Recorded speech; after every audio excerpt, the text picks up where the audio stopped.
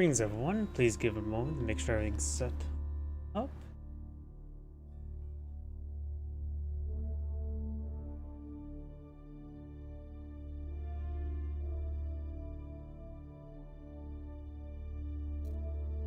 I gotta turn on my chat box.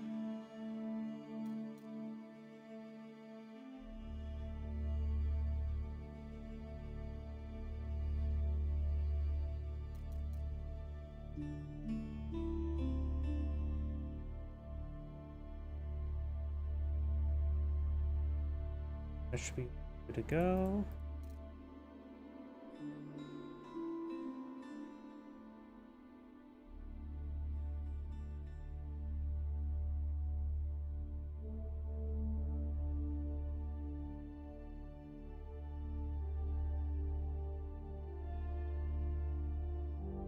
Yep, looks like everything's good to go.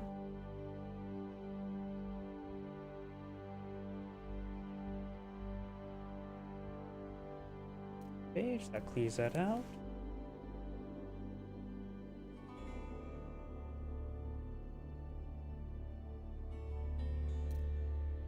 Preview over here, double check my other computer. Blah, my other computer.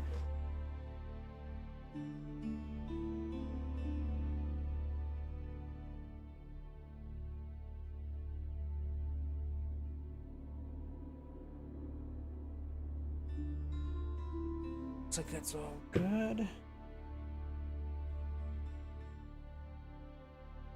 So let's actually find a replay. Let's see.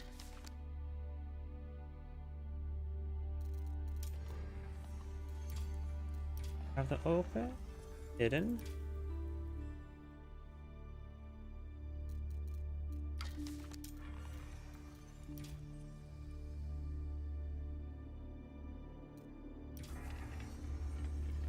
Hidden.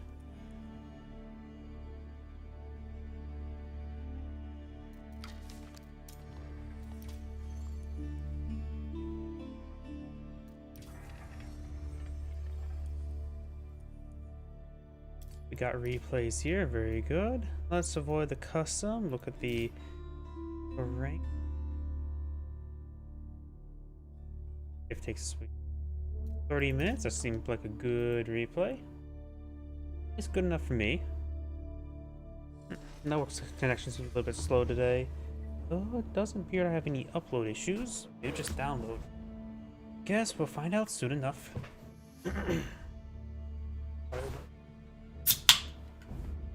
Let's actually get started. Greetings everyone, and Gray here for another Age of Empires 4 replays. Well, on top left side as the Blue Mongols, we got Fox and Totan. Still on the bottom right side as the Orange Delhi Sultanate, we got May. I still have the previous clan tag of, was it MYI, still stuck in my mind when I say the word Antotan. That's just probably a me thing. Oh, it's definitely a me thing. I don't think anybody else really says out other players' names like this, as most time you just read it and not even say it out loud. Either way, got berries being collected, various research being queued on up. When it comes to map generation, we do have a bit of berries spawn near the deer, but in front of the tree deposits, a little bit exposed. Got some small tree deposits here that could provide some cover. Hard to say. Oh, just actually a little bit more exposed. Be a little bit extra walls to get it protected. Here, a lot of local doggos howling. You have the deer deposit up here. A little bit more exposed as well, while blue has both the deer and the boar next to each other. Versus Mongols, there's no real way to protect the villagers. You have an early pasture to pull it on out, very nice. Summon the sheep at a pretty fast rate. This will give him 4 villagers worth of sheep production, so he's able to maintain a steady amount of sheep. You'll probably start getting other food sources when he feels comfortable enough to leave the town center. And he's got a bit of wood here now as well. 3 villagers on deer stone. Maybe eyeing for some sort of archer play.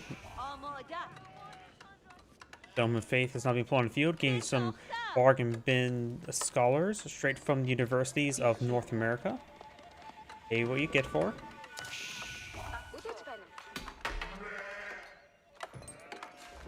sheep being rallied there. It is the edge sheep. If you were to take this pasture and right click on the internal sheep, the flag will be the inside. More at the corner.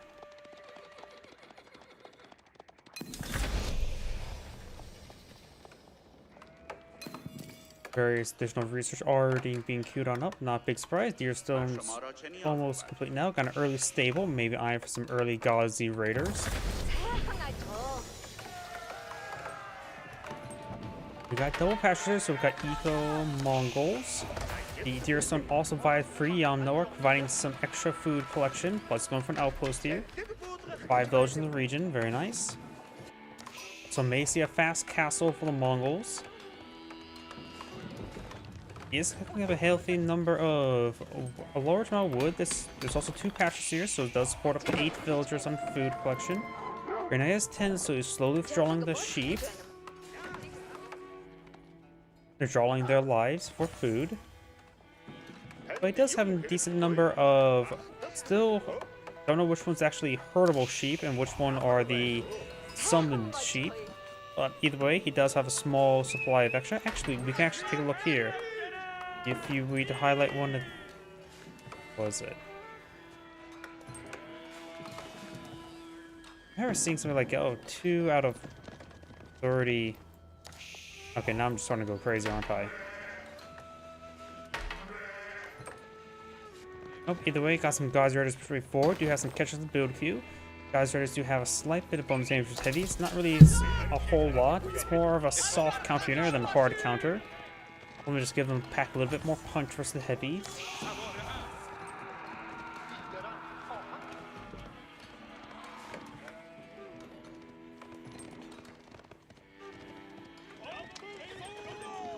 Don't know how many catches takes on the Gauzy Raiders, top of my head. Takes a Yam network. They do almost move as fast as these Gauzy Raiders, but he is getting out of the Yam network now. Does take a bit of damage. You can always use a mobility arrow, just give it a speed boost. There's another ×2 catch there. Khan charges way forward. Khan's not super useful at the moment. Does only provide a single arrow, and now that has another cooldown for another 90 seconds. So not super useful at the moment. The Khan does go down. Minor victory overall. Extra speed arrow can be nice, but not critical. Actually, start here in pretty healthy numbers and getting more health per slice.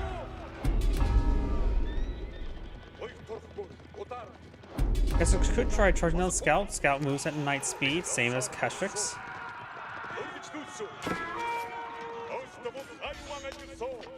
And the Kestrix overextended. One more reinforcing Kestrix here.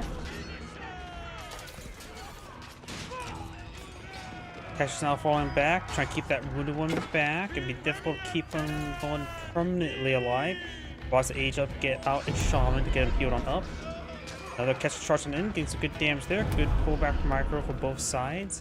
Very 6 sites, all 6 sites captured up by the Deadly Summon player. Sorry, I hit my microphone as well. We have another ×2 Kestrix in the field, another 2 Kestrix on the build queue, as well as a archer. Just a single archer. Against all the Gauzy Raiders he sees, he's probably pulling out because he's assuming his opponent's going for some spearmen to help deal with all those getting out deal with the Kestrix, and then using archers to counter the spearmen. Very nice. Got a healthy number of Kestrix on the field. They destroy the army values is in favor orange by a fair margin. And thanks to all single sacred site captured up on the field, the Deadly Summon player does have better collection rate of resources, having additional. Each one of these provide effectively 3 villagers worth of gold income, so effectively 9 extra villagers the most lose up. Effectively out of 40 villagers versus 32. The Kestrix there will be cleaned on up, will not be able to run away. Gauzy Raiders move at full horseman speed. Single spearman there. Takes him out. One of the Gauzy Raiders to go down. And Blue needs to keep on those. That does keep on those Kestrix there. Scout will go down.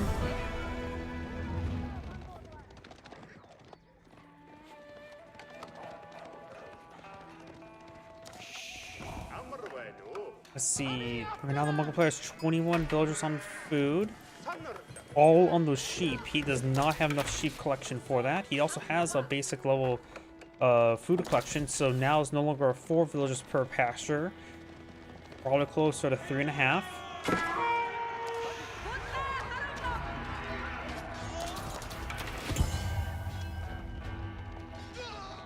That'll start to hurt off some villagers off the food. He's next to some berries. He can collect the berries there.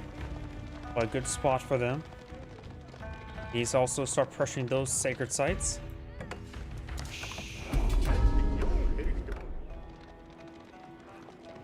You can also probably get out a Khan's hunter to help assist those archers.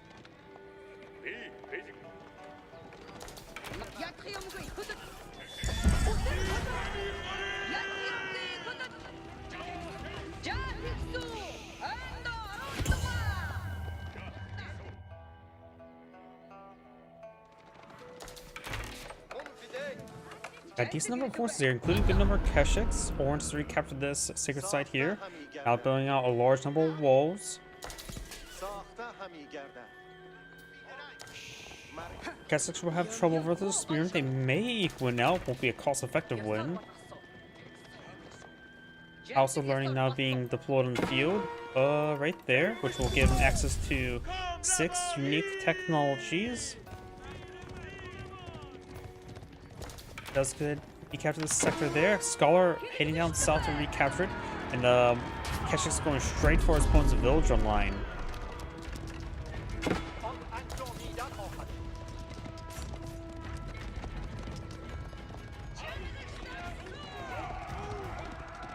The Mongol players are very far aging up. Their army sizes are very similar. Lake site being recaptured at the moment. The walls are almost complete. And probably a good idea for the Deadly Summon player to not only get out some Lancers, but also get some Crossbowmen. It take a bit of time for the Ghazi Raiders and the Spearmen to get veterancy.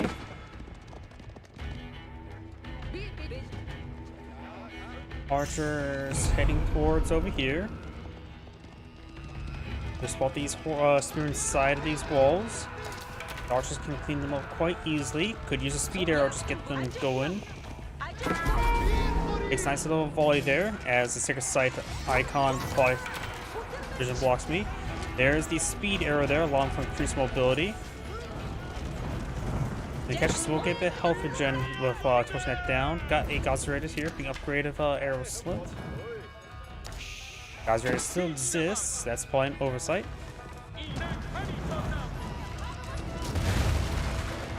The walls have come down. Ghazi Raider does go down there. These guys are still on the inside and you get those retasked.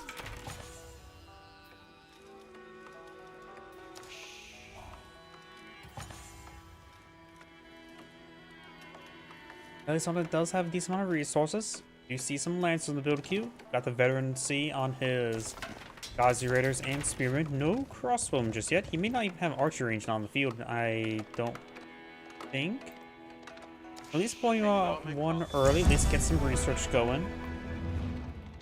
Because at least with the Deadly Sultanate, getting the research early is very important. Additionally, it also makes his potential H4 landmark even better because it provides food over time based on the number of research you have. Other one provides some gunpowder elephants, which both are pretty nice. Lancer here.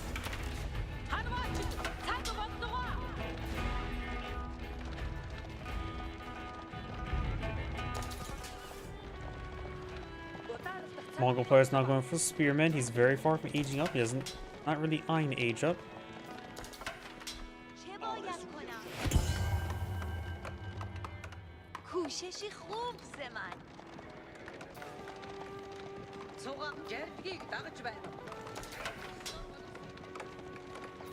There's a handful of Spearmen there as well as the veteran Ghazi Raiders. The veteran Ghazi Raiders do have now 3 damage versus heavy as well as 17 base damage.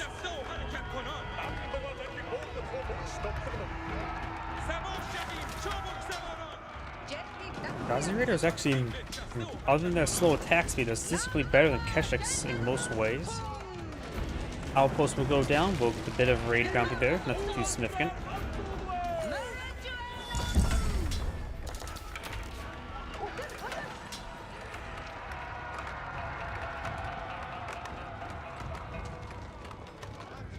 Keshiks move around. No Khan's Hunter here. I thought a Khan's Hunter would be very useful for those archers. Get a little extra range. We do now have a War Elephant. It is classified as heavy, but he doesn't have access to crossbow in the moment. Only spearmen. And not to mention, there's a good number of Ghazi Raiders and Lancers chasing. He doesn't have too many spearmen here. Some spearmen up back here. Ghazi Raiders now trying to engage the Keshiks. Got some man-at-arms for the Deadly Summon player. He does have the Keji upgrade, so these guys all have +3 damage. Bilji, Keji. Riding his heavy armor force, and he has nothing to deal with, really effective against Orange's army right now. Blue needs to start getting age up. Got a good number of scholars here to mend the wounds. Yeah, right now the Mongol player needs some crossbowmen. Handful of spearmen, a handful of more spearmen won't hurt, even though 13 is a number. Quality right now is just a big problem right now for blue.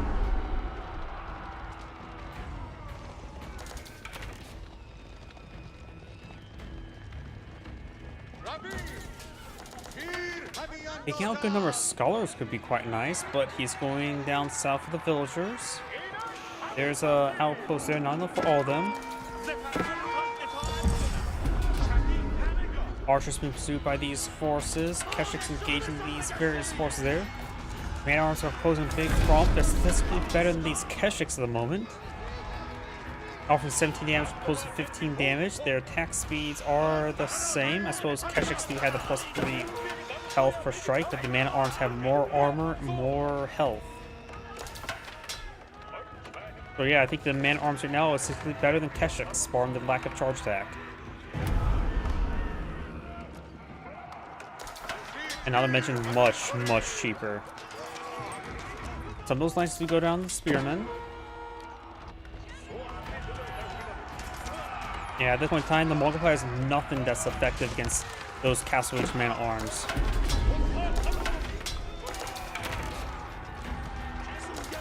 Six range armor, so these archers doing 1 damage per arrow as well.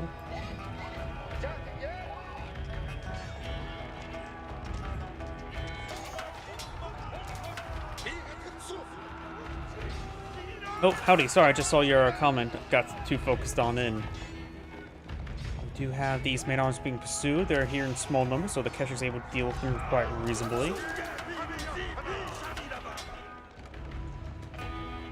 A War Elephant still alive. Not going for any more than one. He is going for the Moss. Gets 4 health every second to units outside of combat. It's an aura effect, not necessarily a global effect. Got some of these lancers over here. Does get the towns at a garrison. One villager here will go down. He's starting to gather some of these pastures. Ovo's been depleted, but he is relying on the pasture to improve the ovo right now for the pasture production. That sounds good. I tend to cast Company Heroes 2 on Mondays and Tuesdays. You must be queued up a game, and then you got what's it? Actually got into a match. Last time I played, the queues were getting a little bit long, which is not surprising. But then again, I think it was also pretty high level in the parts I was playing at, so matchmaking took a little bit long for that part. I always tried to queue up either allies or axis, depending which one has less players. More likely to get a better queue, and I was comfortable with all the factions.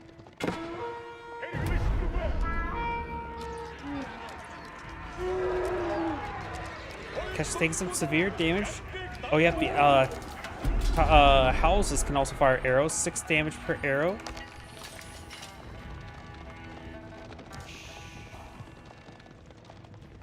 Which may be a little bit stronger than Outpost. How much damage is an Outpost there? That's gotta be the same though.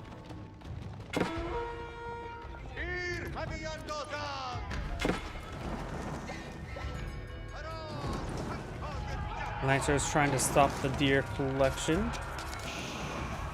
And he's taking a lot of free damage there. One Lancer does go down to the Spearman.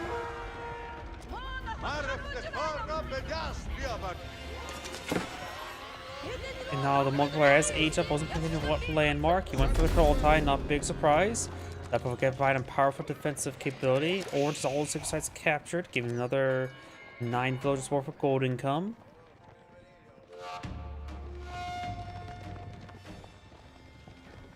Slight amount of walls being rebuilt there.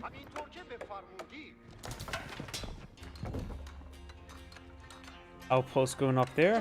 I'll need a bit more than a single outpost a moment, but outposts are expensive.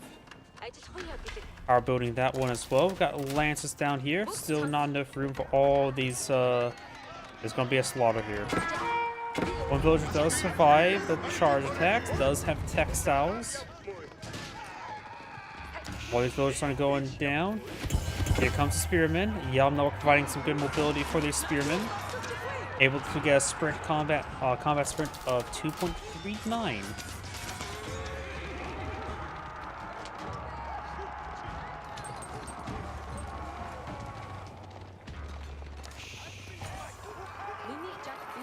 Veteran Keshic research not complete. Veteran Spearman almost complete as well. He already has Veteran Archer as well, but he needs just crossbow. He is getting more crossbow, which is good.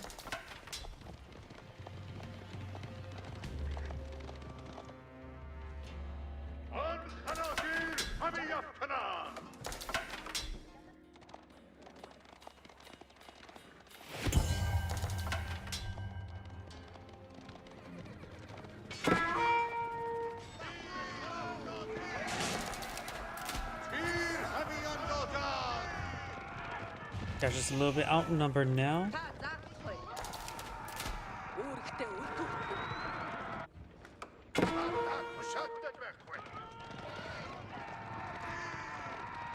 That was put off the Lancer, or the Keshic that was being pursued by the Lancers. These Keshics are a little bit wounded. They got walls over here, so can't just raid villagers.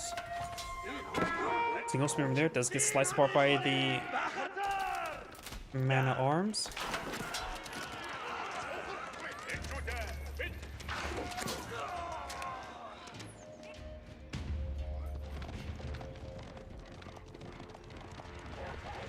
Keshic now being pursued also by a local doggo.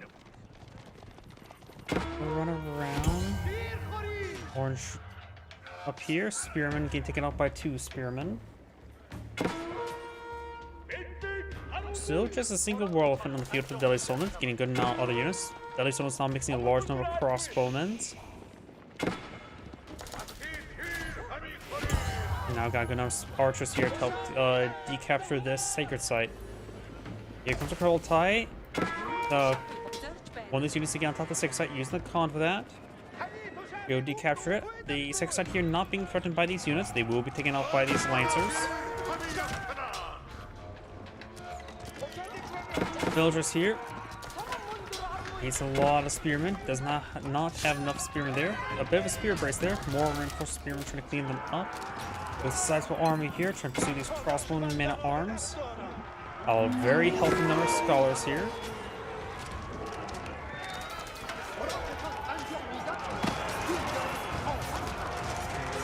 The Wallfin is quickly going down there, unable to mass seal it in time.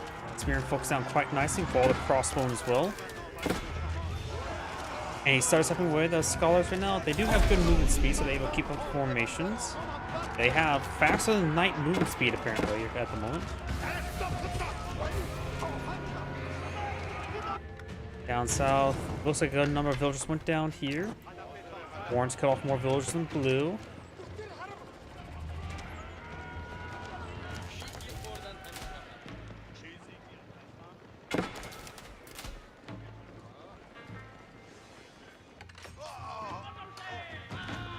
Lancer does go down there.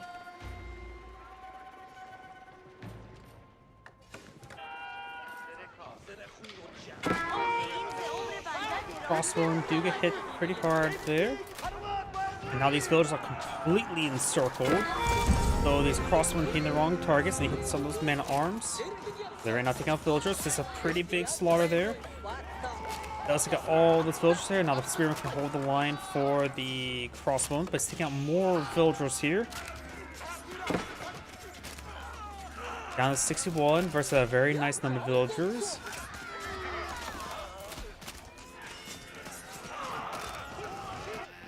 Lancers now pursuing over here. Handful of defensive spearmen. They'll hold the line. Let's see, there are, what, 11 villagers there? 12 villagers in total. You draw the short straw. But right now, Blue has a 10 villager lead, which is quite significant, but that could easily shrink if he doesn't save these outposts or the villagers within them. More spearmen here. They may just need to charge forward to draw some fire. We do have now a second Mongol town center that will go a long way. Especially gets packed up and shipped across the map. That's the definition of long way. Spearmen are going down there. One village inside of the town center providing its pathetically poor damage. Kurultai here, good number of range forces up to support it. Both archers. His opponent has 25 in total.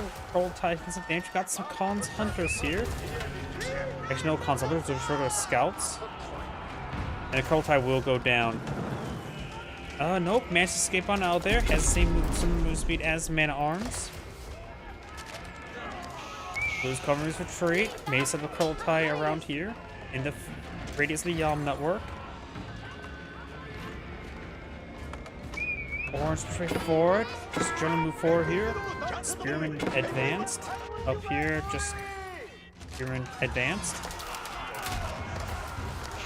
Kurultai being reestablished. He needs that damage buff. He does not have all of his blacksmith research at the moment. Spearman push away forward. More Spearman for Blue. And there's the arrow there. Really improving the attack speed of the archers for 5 seconds.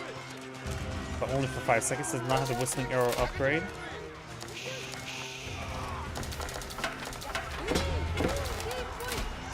Orange army's breaking on through.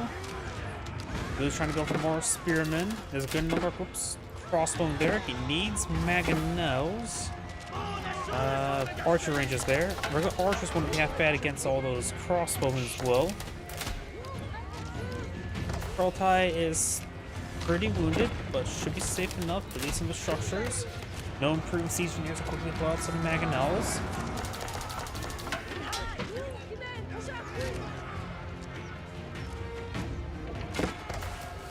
Orange has siege engineers trying to pull out a battering ram, and now the Kurultai is set ablaze. Huh. Why does it seem like those archers are doing more than 1 damage per attack? Or the crossbowmen?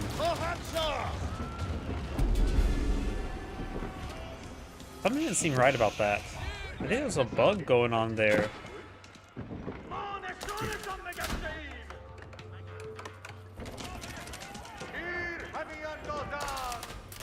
Because there's not too many units that throw torches in that formation. Just 12. Those is a lot of archers and ranged units there, so I suppose that would offer quite a bit of DPS. But Sam felt like that Kurultai was taking too much damage from them, though.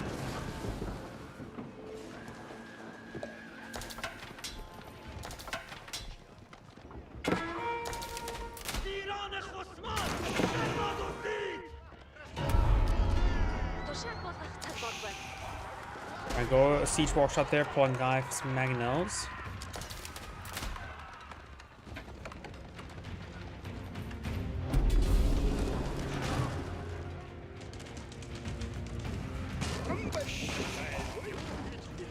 Eric's trying to go on down.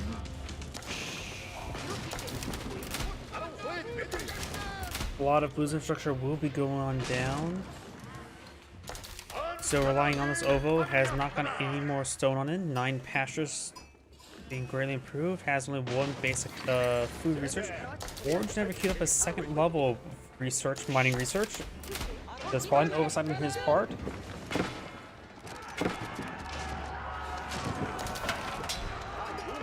These pastures should be able to support up at least 30 villagers. You're in 17, so he has plenty of forces for that. Got the lancers moving around. Spearmen trying to engage those lancers. Orange pulling out some basic walls there, put a bit of a contain. Both structures going down. Do you have a Magnon to build queue for the Mongol player? House Sultan now being pulled in the field. The Orange players are to age up as Blue is starting to lose. Spearmen over here taking out the lancers.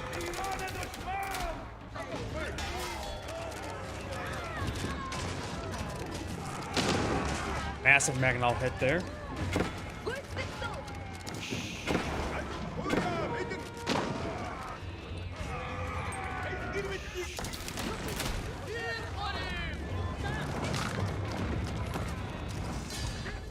And Blue does back the game there. This Anchorage saying, thank you for watching, and on to the next replay.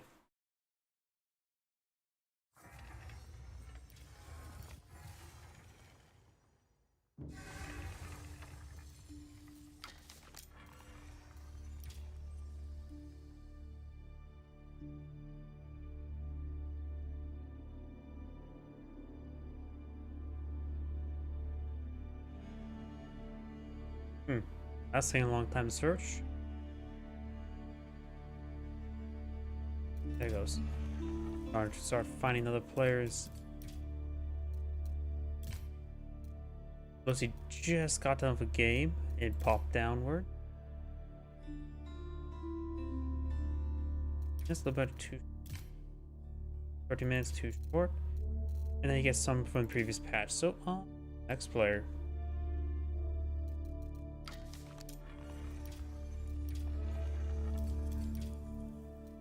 Hidden.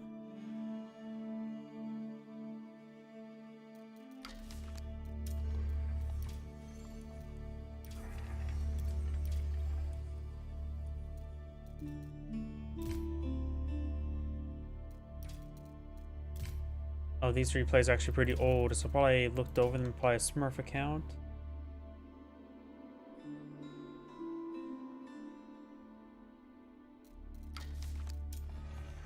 It sounds like a person likes playing Castle Age or Age of Empires 3, but nope, not available to view.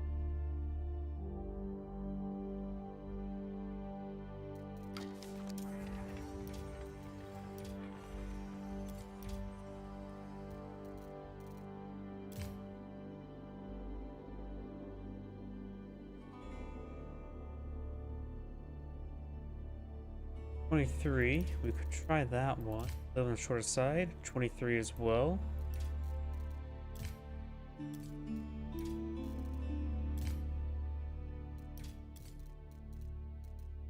Let's just do Order of the Dragon. Let's do this one.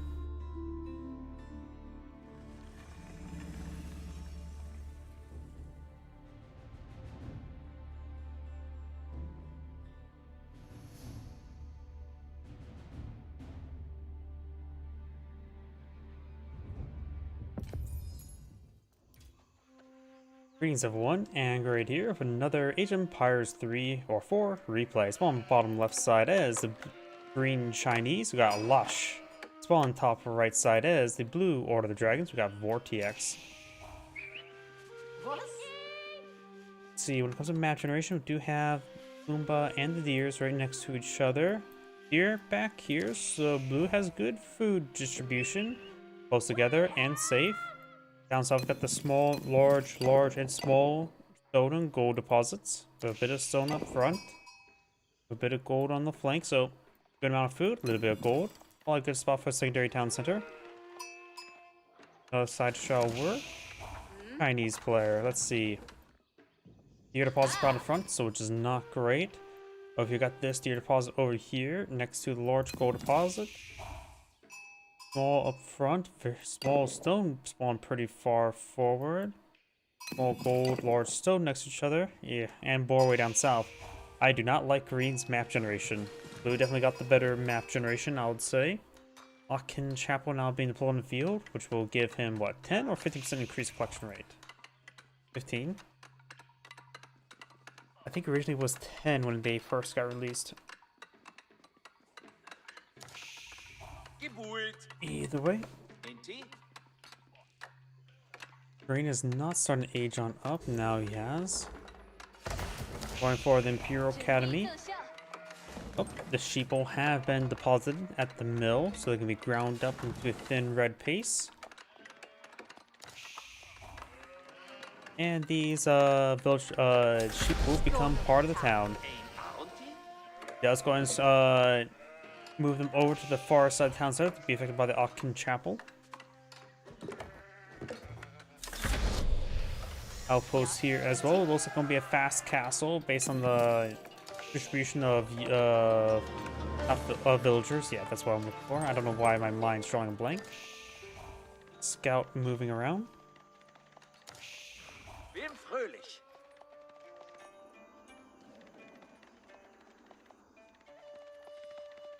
Scout also.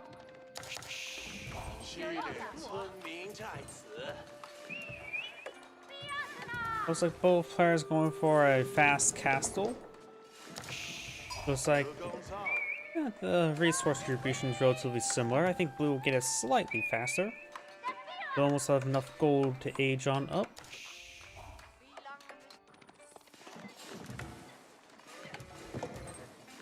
Imperial official here just trying to collect some taxes.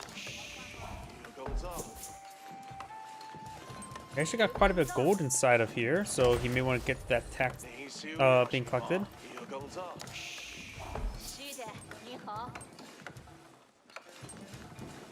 Dragon Knees Cathedral now being built, and we got now the Imperial Palace first. Usually it's the astronomical clock tower. Imperial Palace does allow for the spyglass to spot villagers.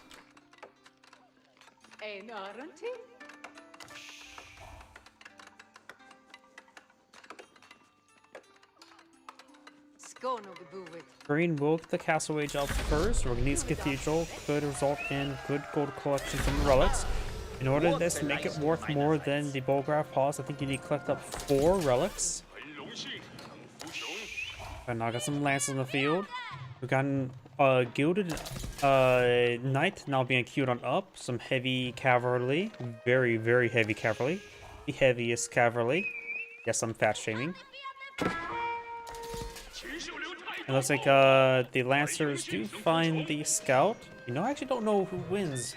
Do Lancers or a single Gilded Knight?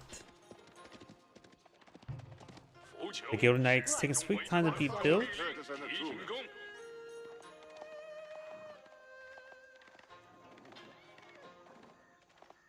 36 damage, fast attack speed, 24 damage, standard attack speed.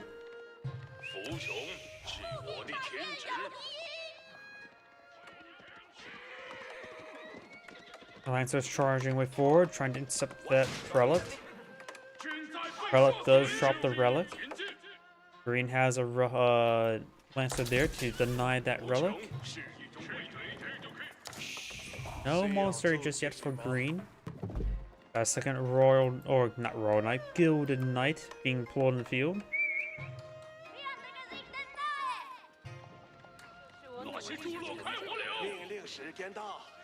As is here. Gilded Knight charges way forward, no textiles, but I don't think that will actually allow him to survive 1-2 swipe. Does take out Village there. 45 to 36. That will do 51 damage. So, yep, Textile would not save villagers. So, there's no need to go for Textiles when fighting against Gilded Knights. And a weird change in event.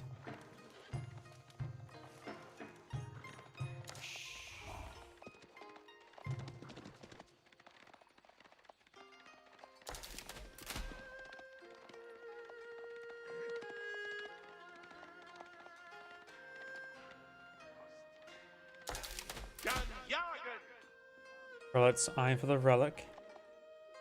The other relics are located down here, and the other 2 are over here. He has claimed the one that he dropped over here. Chinese player is going for a healthy number of crossbowmen.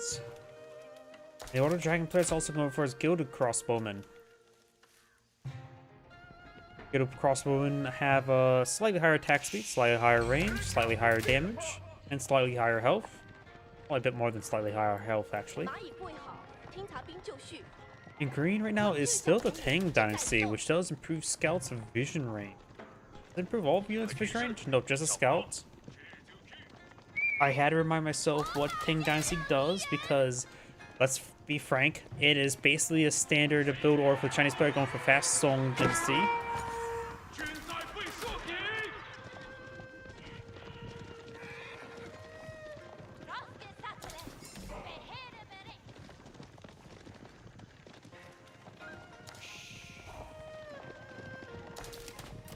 Green has army 16 versus army 13.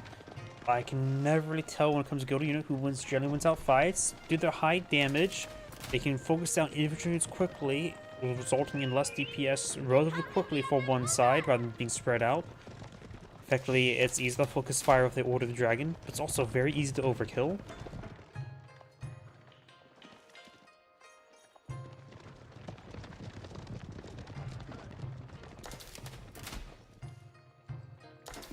Range damage upgrade for the Aura of the Dragon.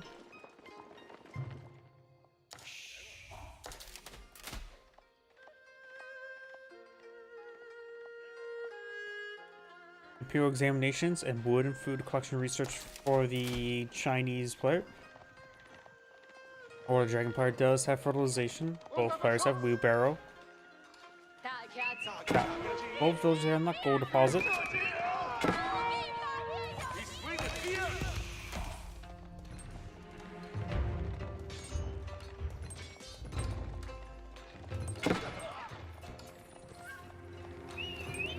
Got a couple crossbow here. Get some damage there on those Gilded Knights. Down south, 4 is not being obtained. Got 2 outposts here. Does save the villagers. Oh, sent an Imperial official down there. Yep, I see some here now. One's heading to the berries, one's heading to the other berries.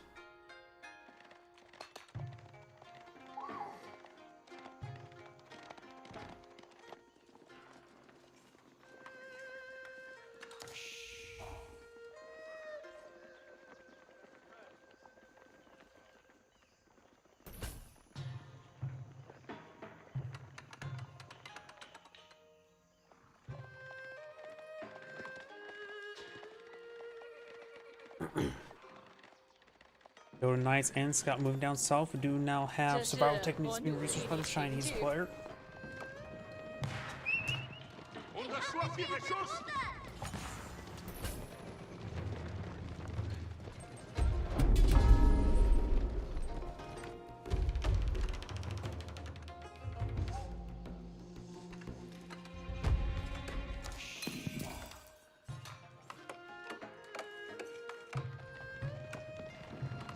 Gilded Knights moving around. Do have more economic research for green, as well as some spearman upgrades. Another crossbow shot there. Does take out that Imperial official. Does lose a Gilded Knight. Gilded Knights are incredibly expensive, costing staggering 480 resources. So losing them like that, not great, but taking out Imperial officials, probably not worth in the end.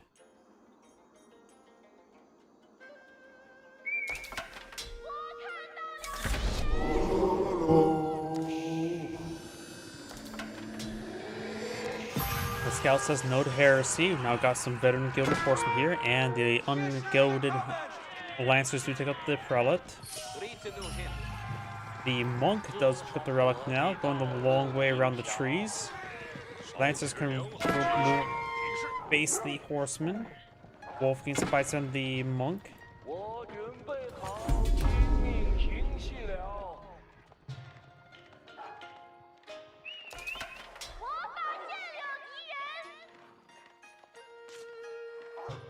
Guarding the Sun now being pulled in the field by the Chinese player. He will be advanced to Song Dynasty.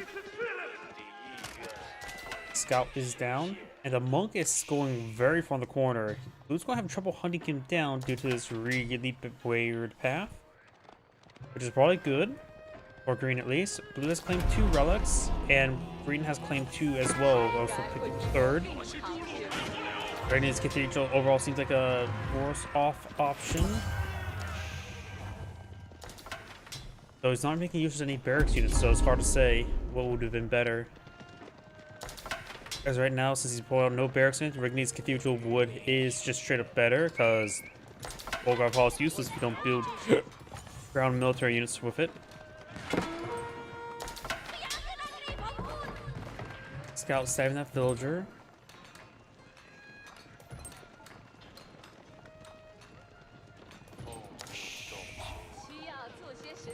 Monk has reached the ends of the earth and now will be traversing it.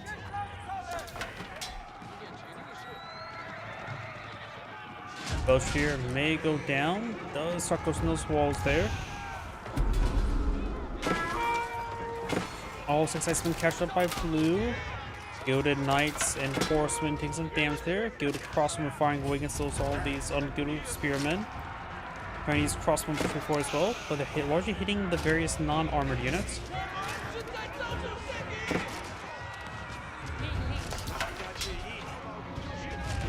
The villagers may be killed on off. He needs to get them into town center, into shelter. He's losing a good number of villagers. He can't be losing villagers like this. He's taking a good amount of villager losses. Total, Green has lost 10 villagers. Their village count is the same, but remember as well, it's Order of the Dragon. Increase the effectiveness of these villagers, was it by 28 or 30%? If you just round down to 25%, add another 10, 56. Actually, add another 12. Yeah, add another 12 right now. He's effectively have close to 60 villagers at the moment versus this one's 47. As long as he will help Green even this out.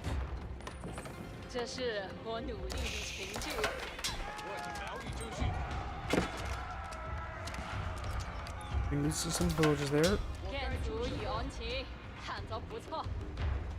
Now the veteran horseman research out of the way for Green. Also going for a pair of lancers. My apologies to hear my drink open up.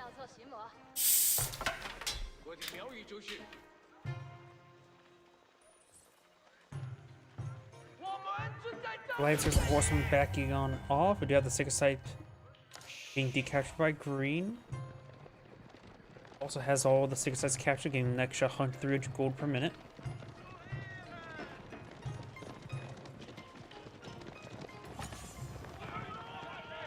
So right now, Blue's economy is doing quite well.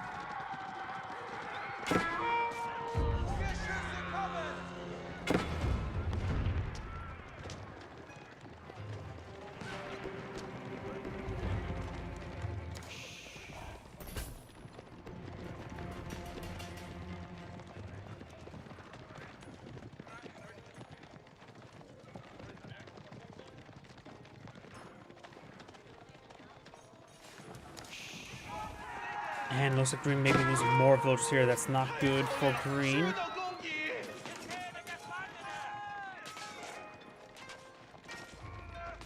And they went down pretty quick because this is a large amount of gilded units here.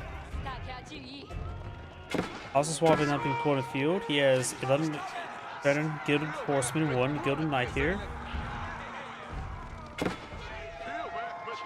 And right now when Blue ages up to Palace of Swabia, he'll start fabricating villagers.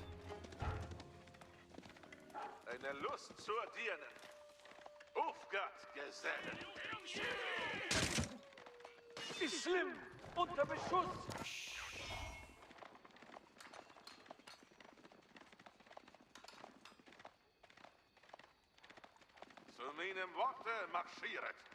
Ich führe ich.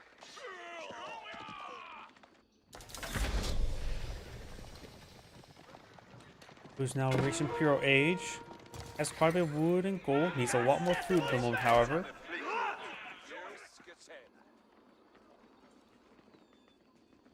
Elite Crossbowman research now on the way from Blue.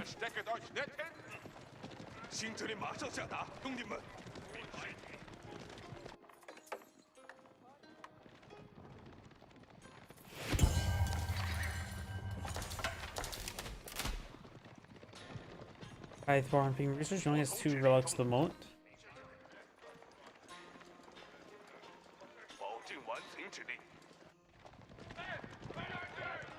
Heading down south, gauging those walls.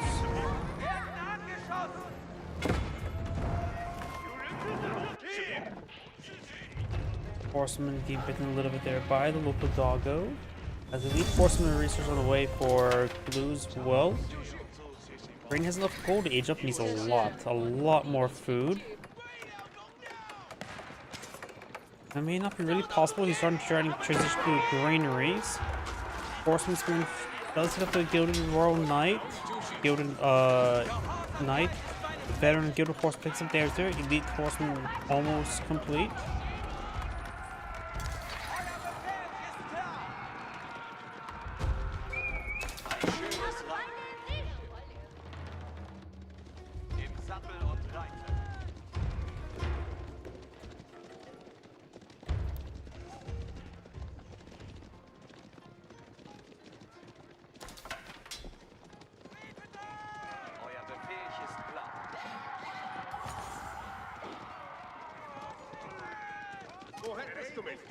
Horsemen now pushing on in.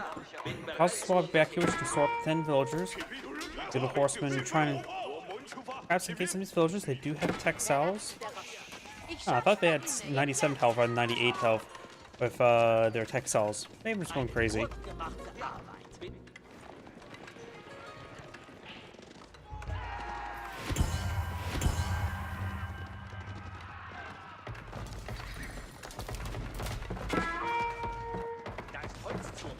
Get a horseman gives good damage there. Green's now trying to torch down some of these various other structures.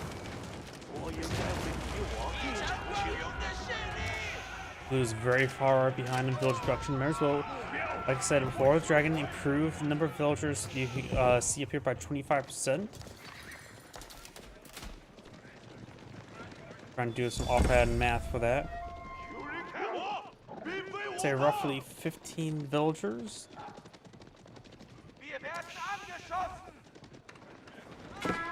So it's effectively pretty much closer to 90 versus 54.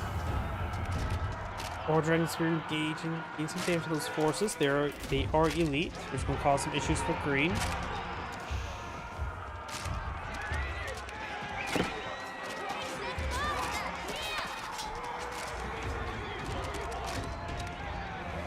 Or Guild of Horsemen over there. The Spearman will get some good damage from those Guild of Horsemen. You can just fall back to some prelates to get some good health for Jen.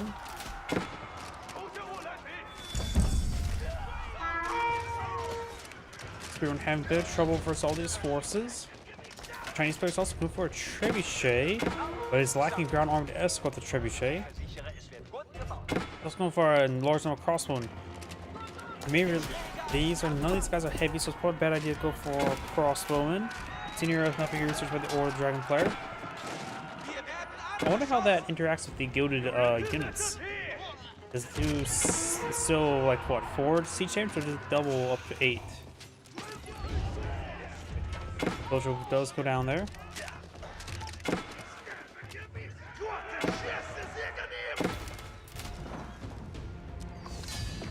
And green does back the game there now. This Anchorade saying, thank you for watching, and on to next replay. Before I get started next replay, I do need to make a quick run to the restroom. Please give me one moment.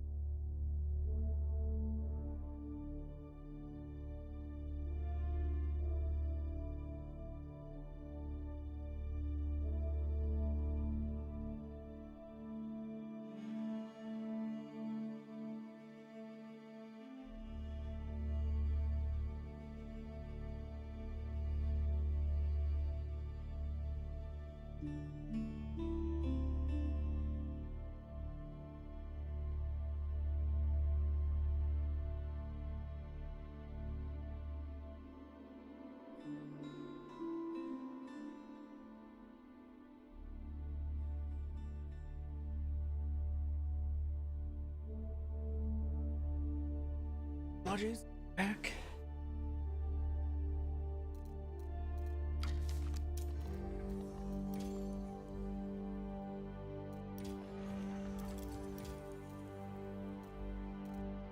Let's see. It's just dead. Short. Too short. Here we go. Got a decent length of. Can't speak. Decent length right here.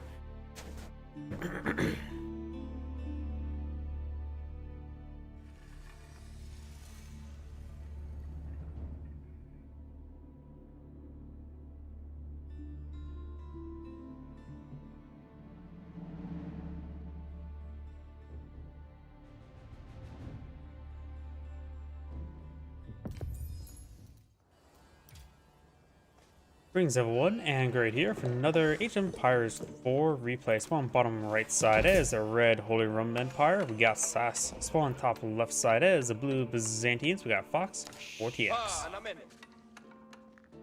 Cistern here. We do have berries next to some stone back here for the Byzantine player. More berries are here with 2 small protocols, so good expansion direction over here. Also a lot of stone, a lot of stone, bit of gold here. And 4, so it's probably a good expansion direction over here. Maybe pulling out town center right here when we have bad. And mercenaries back here could give some Musafati warriors, which Roman Empire known for just massacre mana arms, so maybe the Musafati warriors could be useful. 400 olive oil for 5 of them. I don't know what's a good number of them in this situation. We do got a spearman rush by the Holy Roman Empire player. Okay. See, the Byzantine player right now has 180 gold, needs 200 for his age up. And there's his 200. He has enough now. And now he's building the Grand Winery next to the berries. Something else he can get is Mercenary Magadai and Desert Raiders. Probably neither.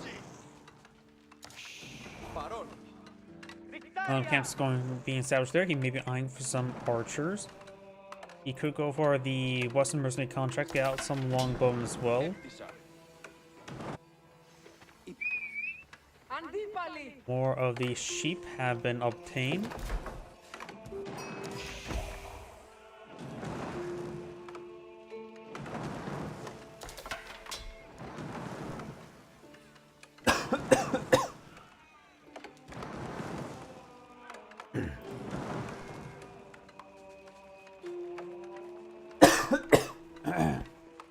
Excuse me.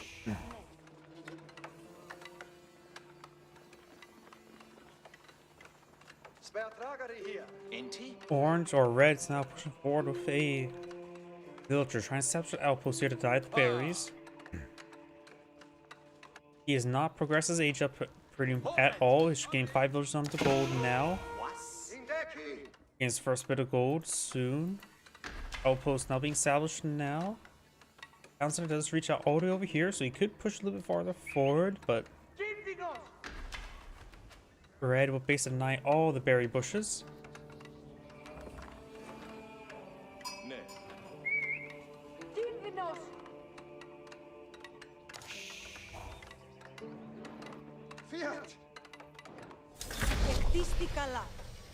Grand Winery is now being built. He will spot these guys there now.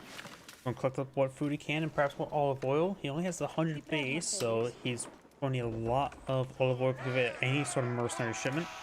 He needs an archer range. And if the outpost gets complete, he may need to go for early siege engineers or for some barracks units.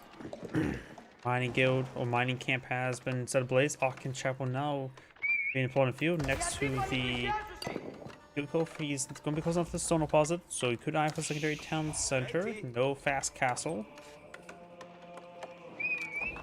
Round of aqueducts being established between the cisterns.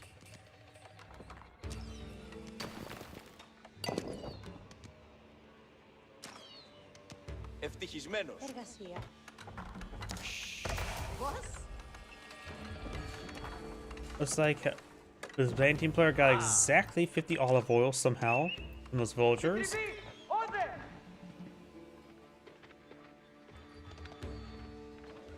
Got some Lumtani now being queued on up. No hard Lumtani just yet. He's just probably gonna get a good number of them. Archer range being pulled in the field. Handful of archers could go a long way dealing with those spearmen.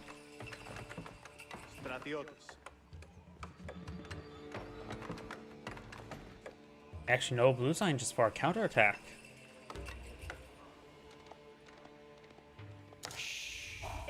Which the Holy Roman Empire player, of course, can counter out with some early mana arms.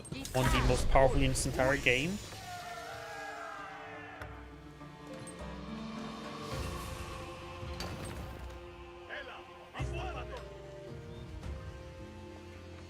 I'll take 10 horses down. He's out of the town center range. And now got quite a bit of wood and stone to be collected up. So it looks like it's going to be a secondary town center.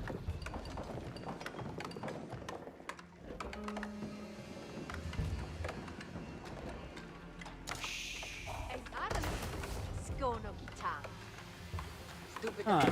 These guys are actually not close enough to the stone deposit to be, or close enough to Auchenchapel for the aura effect, so that may be a misplacement there. Lieutenant trying to deal with these villagers now. They are hard to maintain at the moment. They offer a little bit more health than normal spearmen, same damage. In addition, the cost is 10 slightly more resources, but does cost a bit more heavily in food than normal.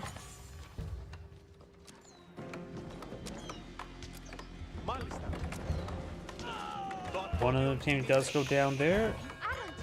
Holy Empire player does not get enough stone for a town center. Trying to establish some archer ranges here. Outpost still here with an arrow slit now.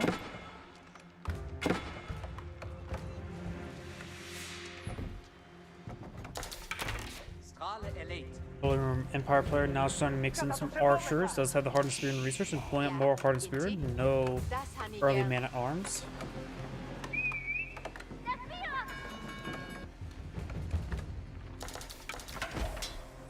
Blue's not going for some siege engineers, which will make short work of this outpost. We may go straight to his opponent. He does not appear to have a mercenary camp just yet on the field. He could go with the Golden Horn Tower and then get out free Mustafati warriors or free mercenary camel archers. Get a mix of free stuff there and probably go for engineering company just to get out the and olive oil on the elite siege units as a possibility. But just those are just possibilities.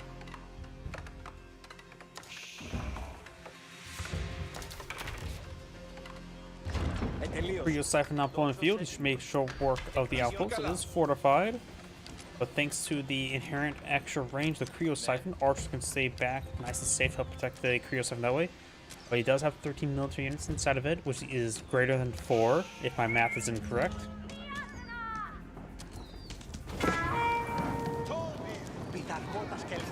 There's the archers that popped on out, and they will pop inside.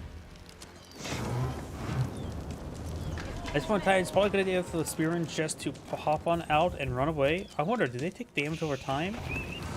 Does the AoE effect from the fire and hitting the garrison units inside? Probably not. I know the health regen effect does somewhat affect the same way with the aura when it comes to the Coral Tie.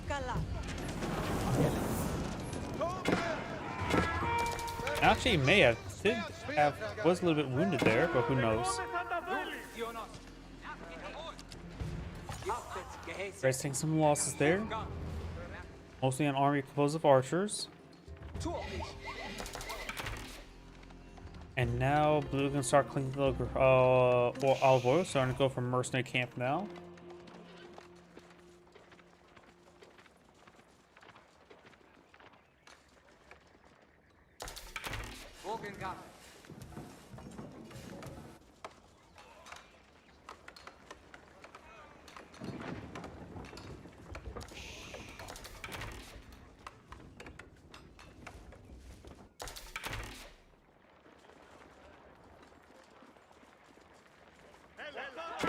They're starting to engage each other.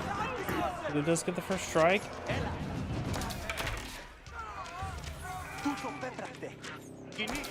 Red does lose all his spearmen. Red has no spearmen now in the field. And now go for survival techniques. Pretty straightforward. Nothing much those archers can do against it. Other than try to surround it and hold formation to hold it still.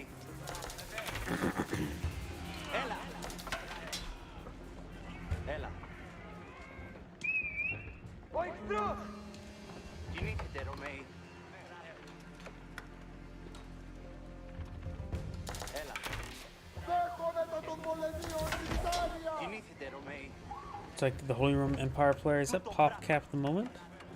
Red's advancing around, got these units here ready to engage.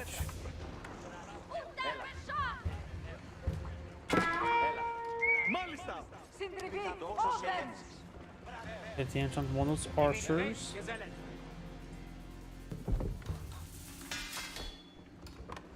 Did we ever see a contract? Yep, got the Western Mercenary contract, both for longbowmans now.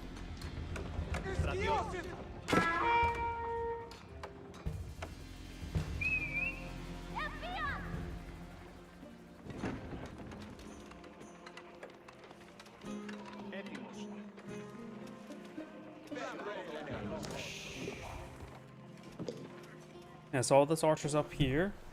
Just only archers. So blue does not have any horsemen to deal with them. Who's now trying to obtain some more berries. These berries are almost completely cleaned on up. Has a couple olive groves here. Olive groves got nerfed, right? They cost, yep, they cost 75 now. Some of these villages going down. Good number of those villages have gone down. Over here we do have all these archers trying to avoid these forces. Nice quick 3 kills on villagers does go a long way. Giving red a slight advantage. Plus Aachen Chapels is the most powerful Age 2 landmark, so was able to get a lot of extra income thanks to this. So he's mostly consumed all the wood around it. I'm not consuming any stone because of it, because it's not exactly well placed, but not getting a good amount of food and extra food income. Reneg's Cathedral now being queued on up. An eye for some relics. And that wolf almost got the kill there.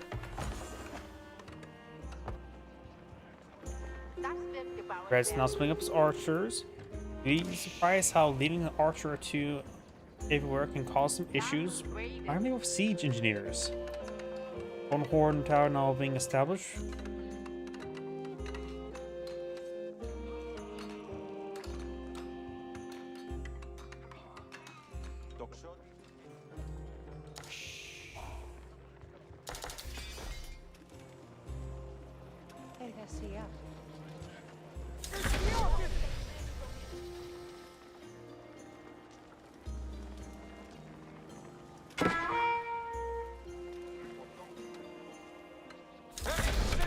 Archer running back on off. But this archer over here as well just caused some issues.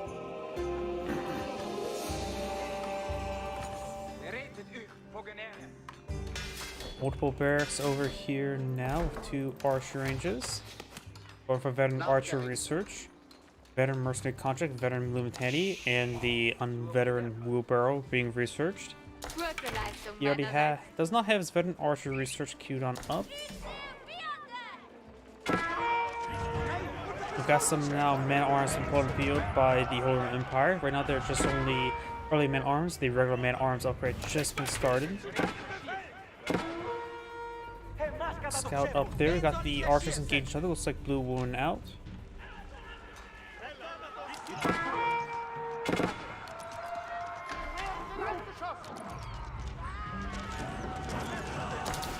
Emergency repair is now active. Early man arms before they have 4 range arms at the moment. These regular archers have 6 damage. Longbone have 9 at the moment. So they will punch through the man arms armor quite nicely. Now they're regular man arms.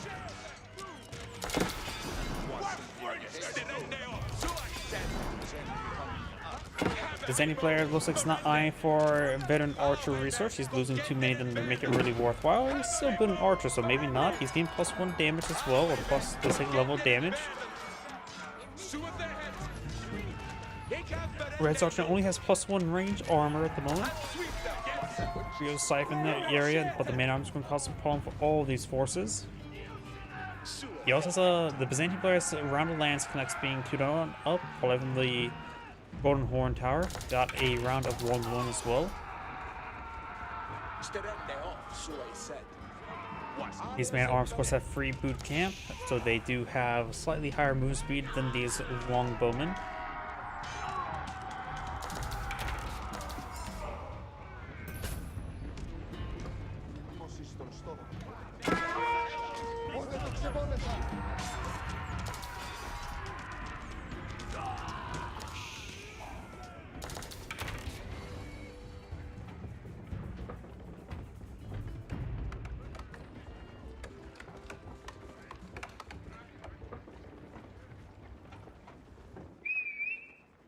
τους εχθρούς!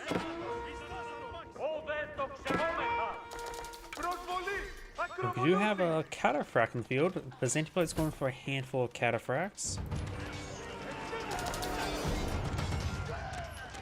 Longbowmen here in pretty good numbers. They do have good armor piercing. Red's going for his level 2 range armor.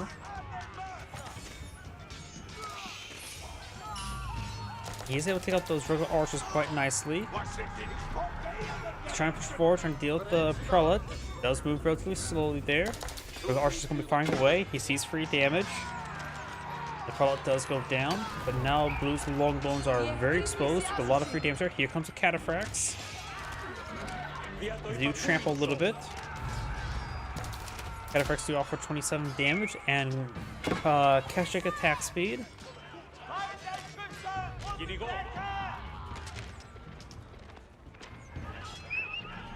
Έβρικα τους εχθρούς! Got a round of crossbows pulling the field. Cataphracts are heavy cavalry, even heavier than normal knights. So he can pull them back quite well individually, and then perhaps get to a prelate or a monk, not prelate, monk get healed on up. He will lose from the cataphracts. Got him down there. And now some Byzantine crossbow in the field as well. But this outpost will cause some issues versus those ranged forces. Heavy mace is now being queued on up with the Holy Empire player. So Byzantine player may want to cool on the cataphract production, but still a small number that can be quite nice as they can charge through entire formations. But it can also affect as a gauntlet of attack auto attacks.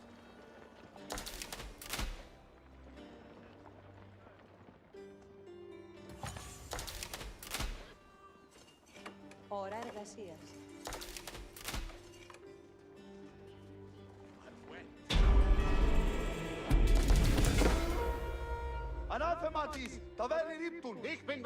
Monkey being picked on off by the crossbowman. Who has a large number of villagers here trying to get some berries. These man-at-arms cause some issues. They have the weapons, so bonus damage versus heavy.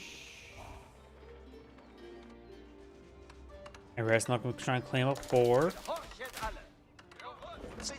No textiles.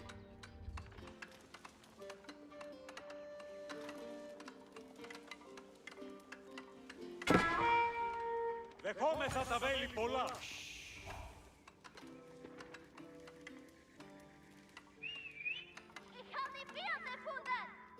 Ein schöner Gebau. Got some lance connects here. There's a light infantry, so that they will not receive bonus damage from the crossbowmen, but they will receive bonus damage from those archers. Moomba is now down. Outpost is now garrisoned. Blue's Creo Cypher is no longer existing, so can't use it. So the cataphracts, they trample the way forward, try to hit some of these backline units, but they are quickly picked on off by those crossbowmen.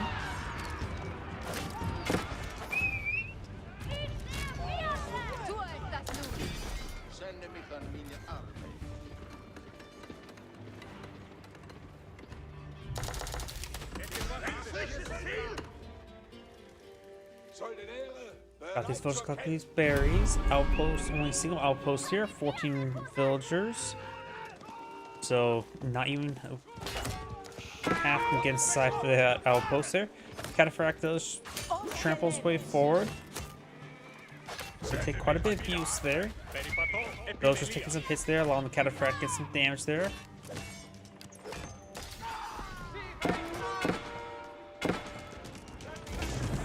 Now we've got our Creo Siphon here, pushing forward. Outposting severe damage. Emergency repair is on cooldown. Outpost is now down. We now have a relic inside this outpost. We upgrade spring gold replacement now. One of the cataphracts goes down. Lance next being picked on off. Creo Siphon taking some damage. Falling to fire. Crossbowman and Longbowman to try and get some damage on these various forces. Longbowman trying to focus on the crossbowman. And looks like the crossbowman just in general a move forward, which generally means they more likely hit the man-at-arms. Cataphract getting taken out by the man-at-arms.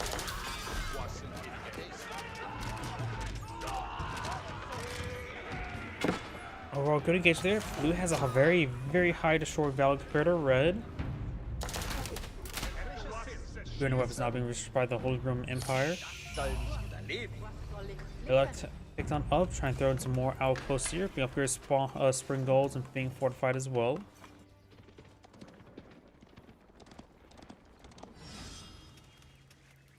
Deer deposit still here, so once the villagers get done cleaning up the berries, they can eat the deer.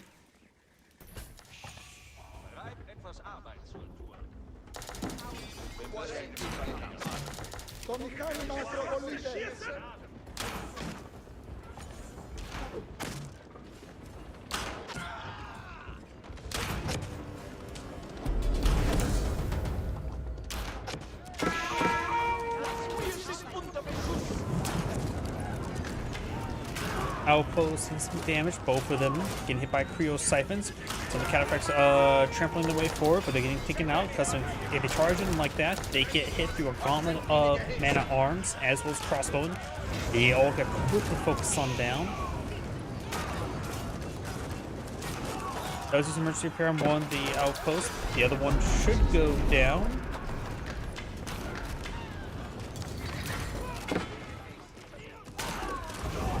Single cataphract remains, will be taken out by the men-at-arms, however.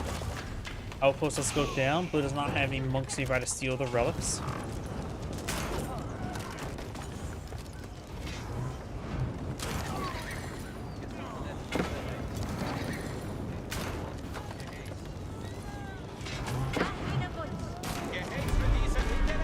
Trying to repair up that outpost now. The outpost does go down. Horsemen now being put on the field to deal with all those ranged forces. Very nice. Various stuff being set ablaze here. The Creo side is getting some excellent damage. More horsemen being deployed on out. There's also getting a big round of man-arms there. Not any Lumitani on the field right now for the Byzantine player, at least not side of this side of the map. Wildlands collects and cataphracts charging way forward. Of course, Red's horsemen being run in one at a time, which makes it easy to be focused out there. Horsemen taking out the battering rams. Not battering rams, Creo siphons. The same thing. This archery is being received emergency repairs, which also fire. Blue does try to steal the relic, but does get focused down by the town center.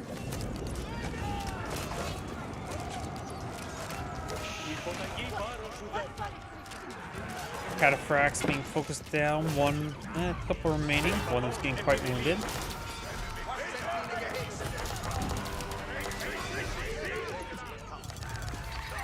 More crossbow. Looks like Red will manage to hold off. Did lose quite a bit of infrastructure here.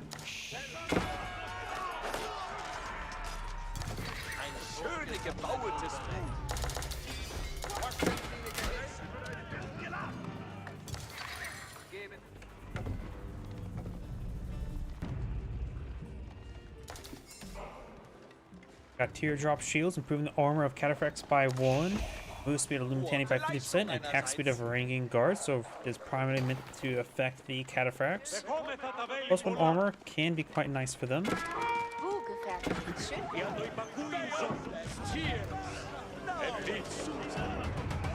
A number of red villagers do go down there. Blue has a slight advantage, about 5 villagers. Blue's army backing on off.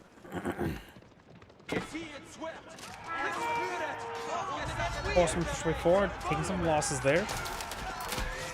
Cataphract trampling his way forward. A horseman coming for a fling, trying to deal with these units in the back line.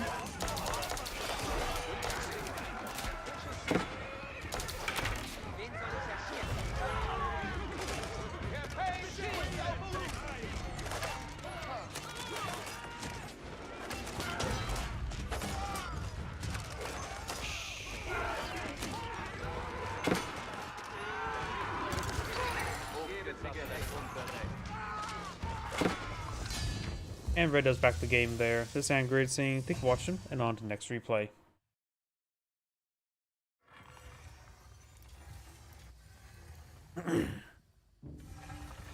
Voice is not holding up all too well today. see, is any more replays for him, or was that? Yeah, I did 2 in a row for him, so let's go into another player.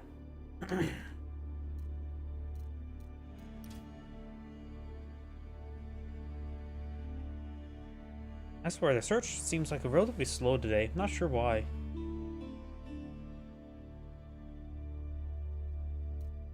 Let's see. Got replays.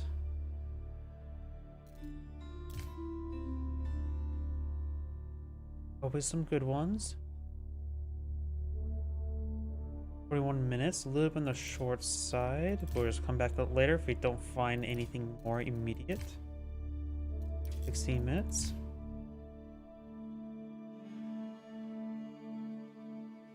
Possibly that one as well. We could try those too.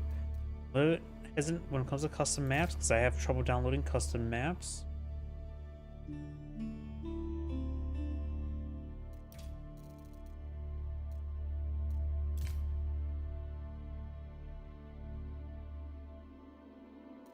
Do that one, and then probably I one of the other two, whatever seems a bit more appealing.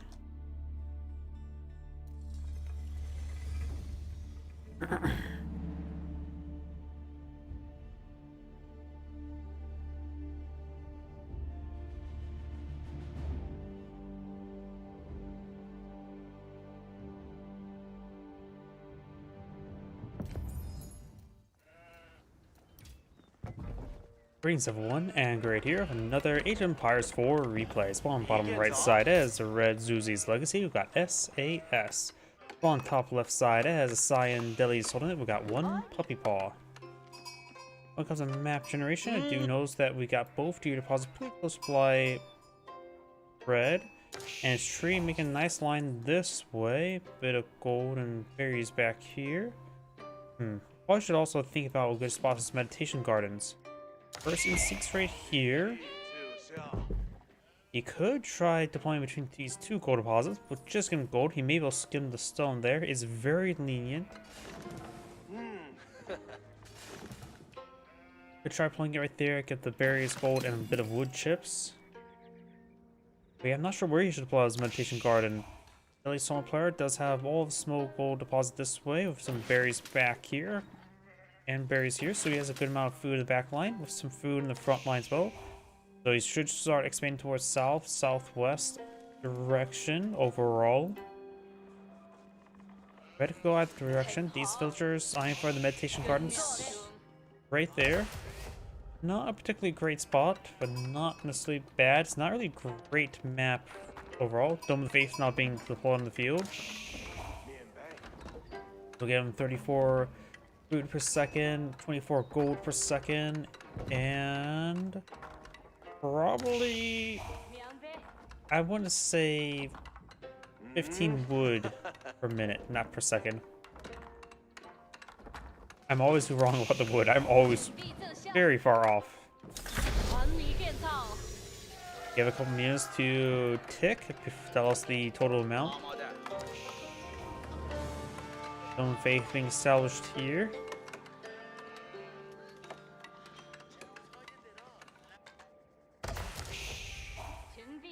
Seven.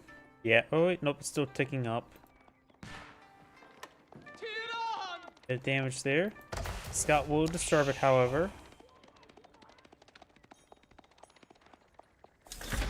Yeah, 9. I'm always off. I can never tell you the amount of wood you get from it.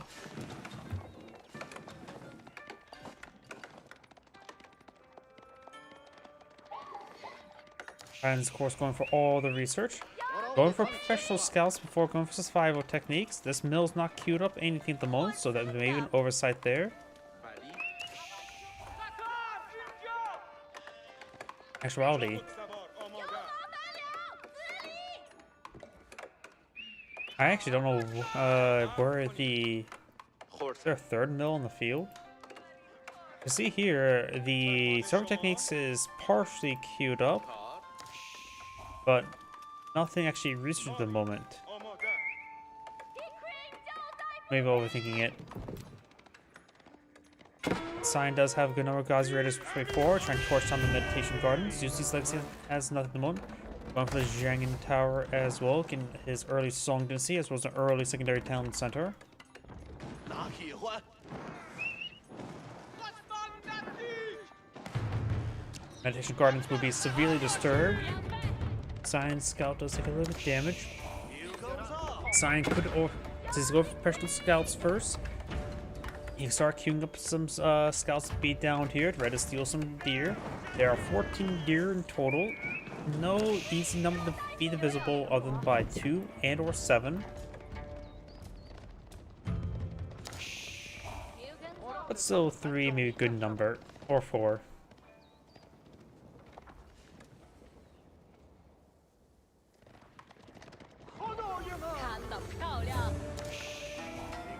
Song Dynasty now complete. Got Spearman now being queued up by the Zuzi's Legacy player. Into free Spearman. Ardent Spearman research been on the way. Scout is down, not big surprise. At least one player now makes some archers. Plus one range damage on the way as well.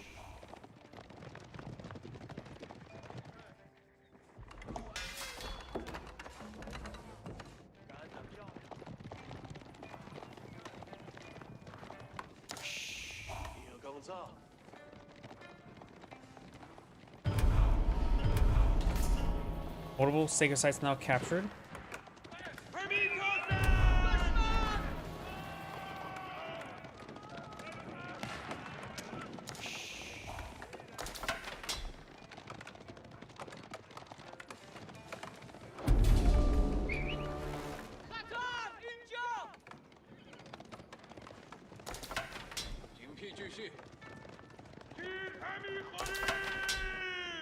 There's his archers, Ghazi Raider, and local doggo. Spearman heading up north, trying to decapture the sacred site there. Very nice. And Canyon Slit does get a bit damage, so Spearman can easily overrun this by that number of Ghazi Raiders. Meditation Gardens course is disturbed by 20%, it looks like. 干得漂亮，是的，您好。 Good number of archer range being put on field and get some free Zun Schnooze. 该死的，他们在攻击！那很高兴。备好射击目标，找到攻击！ Spearman stabbing the Scholar. Scholar trying to prevent the 6-5 from being decaptured. Archers will clean up those Spearmen, no problem. The Scholar may go down. Scholar's now trying to abandon the region.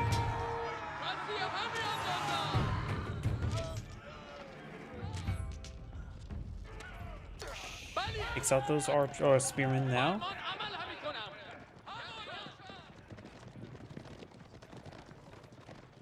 Zuzi's Legacy player does have now a couple Spearmen on the build queue.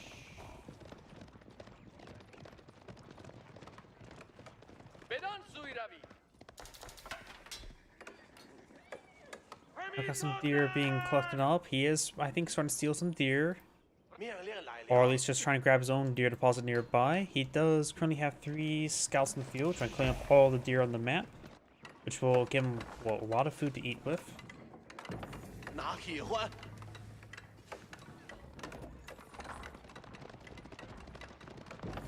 还没检测， Ghazi Raiders do take a bit of damage there. House of Learning now being queued on up by the Delhi Sultan player, which will give him 6 unique research.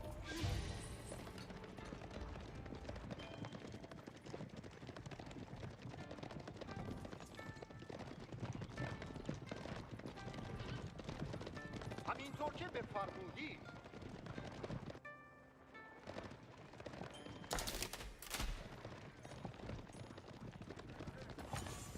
آن انجامیده خواهد شد. A good number is introduced here, but without any range upgrades, they'll do minimal damage to these Ghazi Raiders.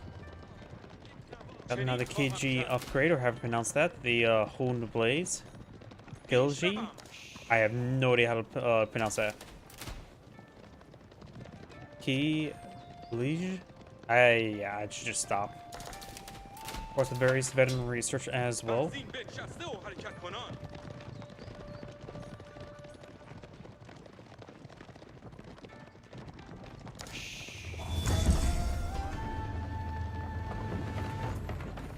Multiple walls, palisade walls being built now.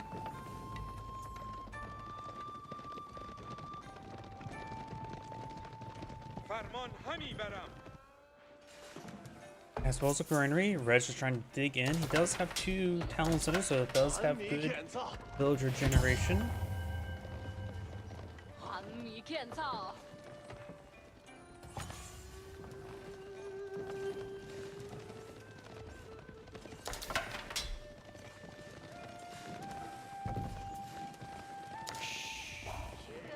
Guys, raiders push way forward, trying to gauge. Some of these villagers starting going down.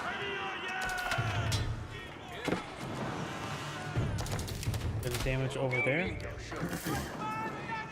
Some of the farms tend to be raided. They get some damage there. That one does get set ablaze. Over here, Spearman does go down. Some Spearman being cleaned on up. This farm will be destroyed. Trying to get out some of those villagers. That village does live. Though the player has a concussion. Guys, raiders are backing on off. Does take a little bit damage there. Nothing too well, quite a bit significant. A large number of these guys raiders are quite wounded, so maybe falling back to a scholar would give them some good health regen. We do now have a keep here, mosque and lumber camp. An archer and a lancers here. Zuzi's legacy player still has not started age on up. We'll probably go for Zuzi's academy. Guessing. A little bit too late for the Shaolin Monastery to pick up relics. It went down there.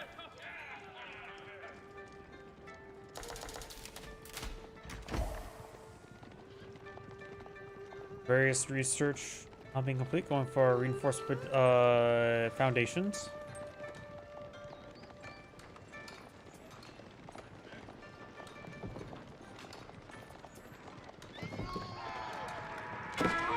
Villagers do get inside the outpost. No hand cannon near slits. Zeus does pre-forge and deal with those archers. Spearman trying to gauge those lancers and Ghazi raiders. Zeus doing a good job focusing down those archers. Right now it is of course Feudal Age units versus Castle Age units, which is going to be a bit of a problem. At least someone barely doesn't pull off timing attacks, but in this case he does have a timing attack. Multiple hand cannon slits being established, which are very cost effective for these heavy units.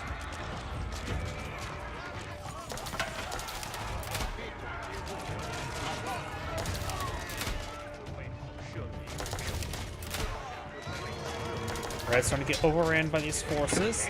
Does garrison is of units inside the town center. For a brief moment to get on the far side. Taking out some of his archers there. Very, very good plays there to hop in and out. But now some of his other villagers starting going down, as well as Imperial officials. He does have a superior number of villagers at the moment. Imperial officials starting going down there. Archers going down as well. The Lance is slowly being picked on off as a fortified outpost here. The hand cannon slits are pretty cost effective. They do 26 damage, so they punch through the armor quite nicely. I do think hand cannon slits overall are just better than Springald slits. They're just significantly more cost effective. 看得漂亮， 准备正确，是。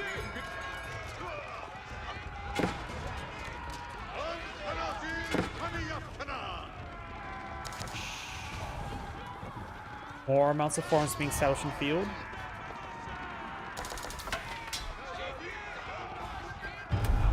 That villager does not go down there. Now instead of firing away, and so as the capital. Fortified outpost here. You also have the axe increasing archers and crossbow range by 0.5. 急救看，打会敌。 看得漂亮， And now do have a tower elephant here. It does have really high range armor. Unlike Zunshu's can do much damage to it in either way. We do also, and also crossbowmen do not do bonus damage too as well. Power elephants are excellent anti-ranged units. And the archers on the back of them does provide some decent firepower as well. Each one does 17 damage, so really high base damage, able to punch it through a lot of armor, and decent attack speed as well. باشم چه کار لازم بود؟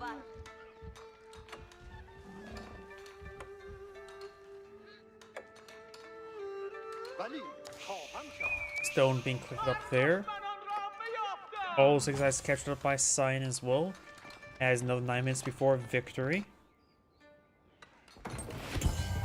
Red really needs eyes to age up. He almost has enough food, has enough gold, and he has a decent farm economy established.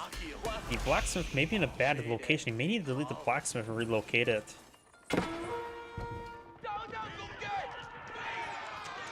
Archers trying to successfully engage those spearmen. Those villagers going down as well. Very nice. Looks like Cyan has not stolen all the deer. I think that is the closer deer deposit. He has stolen the farther deer deposit entirely. I'm most curious how much deer are still on the ground. It's hard to tell, but there's even still living sheep here. There are deer carcasses there, so he must have a decent food reserve. I have really no way to check in. Got Mount Lu Academy being established, giving some access to more Imperial official research. Not sure anything's going to be super useful at the moment.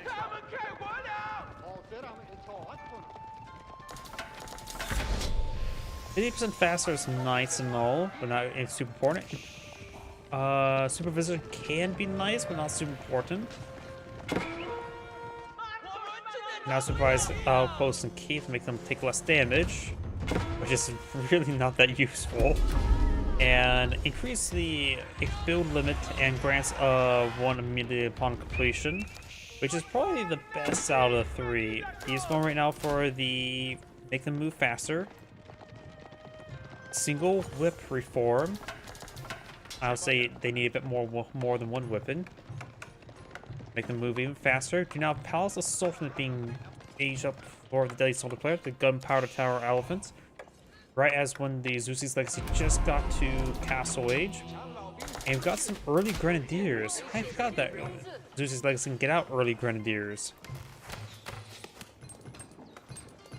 Let's see, where are they? Here's one. Early Grenadier does do 10 damage plus 15 versus building.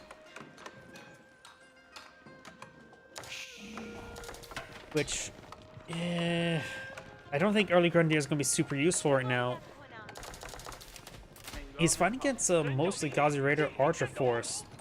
The early Grenadiers, they're classified as range gunpowder. I don't know if they're classified as light or heavy. If they're classified as light, they will take bonus damage from those archers. Multiple tower elephants being thrown in the field. Gunpowder tower elephants a little bit bugged where it shows 3 in the bottom. I think, yeah, he has 3 separate individual tower elephants, while the gunpowder elephants will show a 3 for 1. Something that still needs to be fixed in the replay system. Like many things.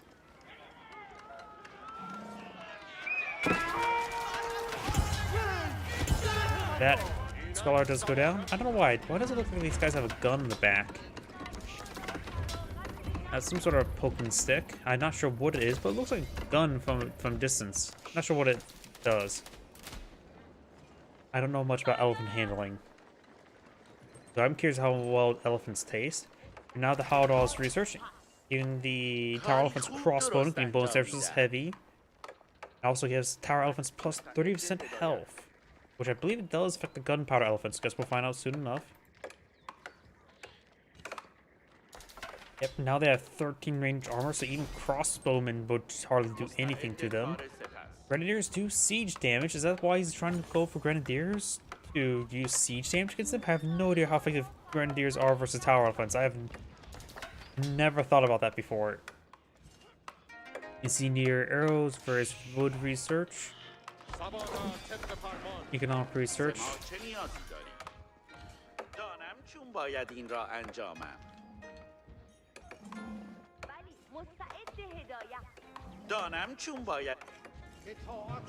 First gunpowder elephant does get increased health. دانم چون باید این را انجامم.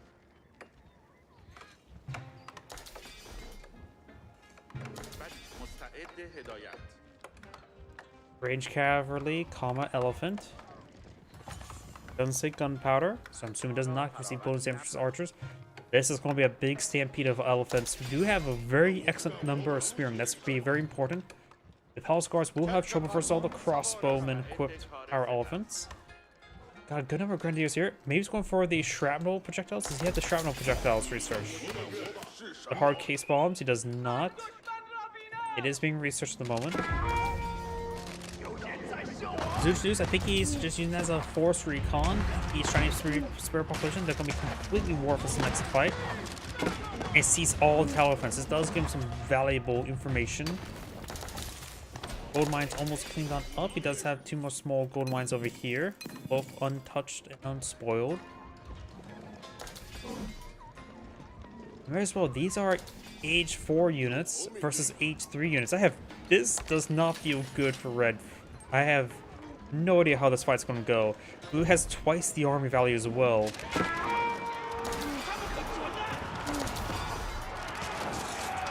Lancers charge way forward as sacrificial lamb.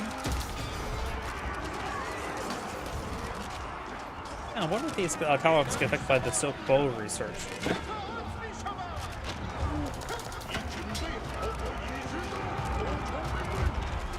Those grenadiers even have which are throwing the projectiles. They have only 3 range. These elephants have 5 range.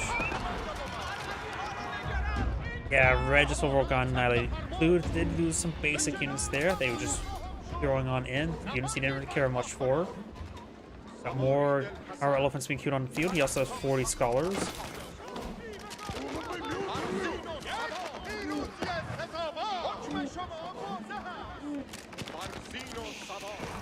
Elite army tactics now on the way for the Delhi Summon player. Quad just queued on up. Does Incendiaros do these guys? Doesn't say they're getting anti-structure weapon. I suppose the elephants themselves are anti-structure. Well, what I thought. What did I think?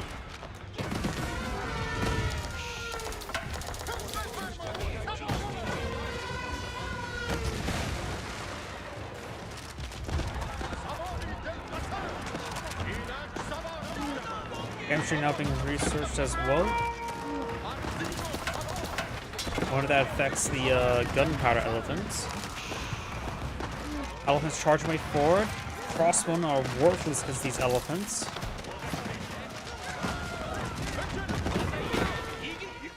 Right now the crossbowmen doing 14 damage. These elephants have 14 armor. They're literally doing 1 damage per bolt against them. Wollos, multiple Wollos here. Oh, does get 1 spearman converted. Another Wollo there. He's trying to go for a... Red does back in the game now. Zangrade saying, thanks for watching, and on to the next replay. Please give me a moment, I need to use the restroom again.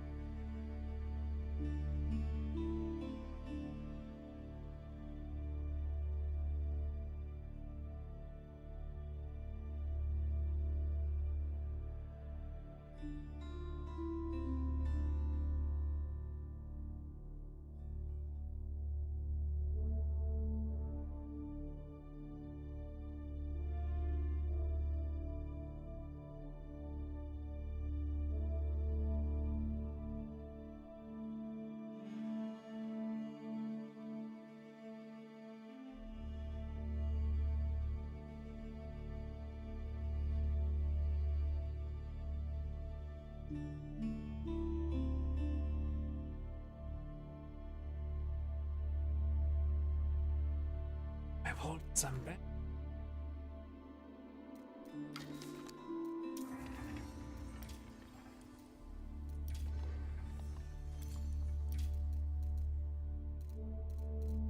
Let's see. Did a couple delay something today.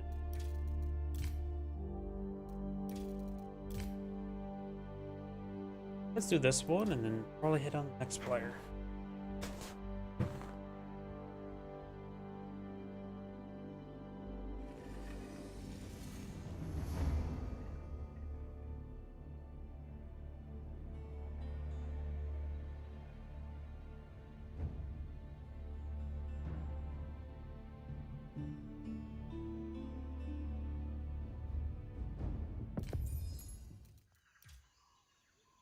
Greetings everyone, and Grade here for another Age of Empires 4 replay. Spawn on the left side is the blue Ayyubids, we got Star Flark. Spawn on the right side is the yellow Mongols, we got one Puppy Paw.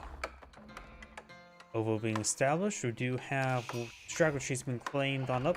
Going to play, not sure it's going to be for Pasture or for Spearman Rush. Both tier deposits spawn pretty close by each other with some 2 gold deposits. Good spot for secondary town center. Large gold, large stone, bit of berries over here. For the Ayyubid player, of course he is Islamic, so it does have the advanced berries. It has 2 small gold deposits, deer and berry deposit. The large berry deposit over here. Other small berry deposits back here, nice and safe. Deer are a little bit forward with some stone. And of course there's Pumbaa here, but boar is haram. Mongol spores up north, some various other resources, including the trade post. House of Wisdom not being established. Do have a stable.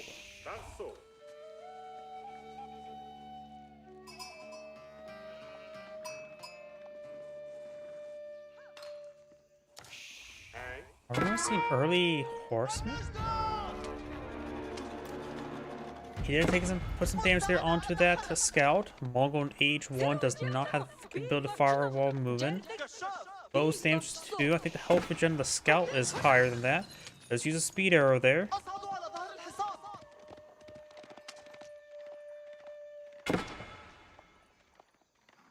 Don't see any early horsemen just yet.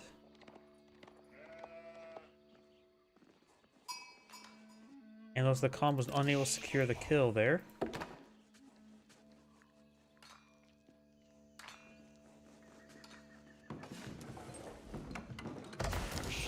Ivy plays agent up to the economic wing growth. Got the silver tree now being established here. He's going to, he pulls it next to the Ovo. Is he going to eye some early ×2 traders? The ×2 traders does not have the stone cost reduction along with the gold reduction, so you do still have to pay full price stone for the ×2 traders. Guess we'll have to wait and see.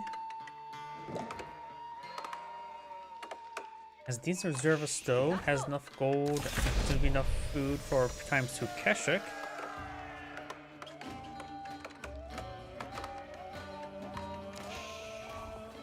Scout moving around. You got the gold being collected up here. We do have berries over here as well. Village now complete by the Mongols as well, and we do have ×2 traders being blown in the field. See here, it does still cost a full 120 stone. It looks like the Mongol player is going for some sort of eco play, but the problem is Mongol trade is incredibly dangerous, a double-edged sword. Got some Desert Raiders now being put in the field.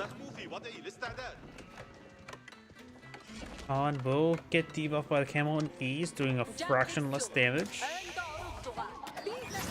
Speed arrow there, help escape. Does take out sheep there, you monster. ×2 trader now opponent field. 24 gold per trip, it's a little bit on the shorter side of course. Maybe should have put the silver tree in the corner right over here. Be a bit more lined up and a bit more gold. Probably a little bit barely. Only a single ×2 trader there. He almost had enough stone for another ×2.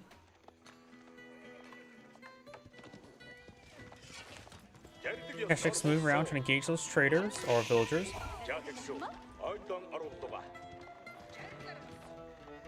Thanks to economic wing growth, the Ayyubid player does have a handful extra villagers at the moment. 해도 좋아해. 제르딕 나가 좋아해. 오, 바이스다. 아니, 가고 좋아해. Golden Age Tier 1, giving nice, powerful economic benefits, plus 10% collection rate for all resources. Very, very powerful. Local doggo demands head paths. Silver Tree gets deployed in the corner here. Oh, not the corner. Could have been deployed in the corner. But either way.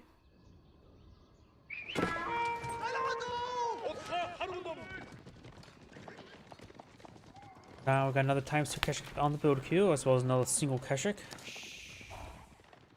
And some Spearmen. You see some of the Desert Raiders. Desert Raiders also have high melee armor, so they can resist a lot of bonus damage. And this should be very effective versus these Keshiks. They have 120 health, with 5 armor, and their attack speed is the same as Keshik as well. With 5 armor, the Keshiks will do 10 damage, plus Camo on ease reduces the damage even further. These Keshiks will be somewhat hard countered by these Desert Raiders.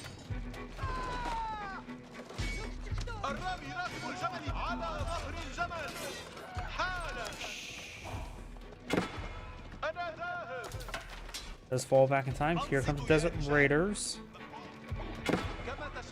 At times, Keshik also got a Yam outpost here, so that he does have good mobility on these Keshiks. He needs to get some regular horsemen to deal with them.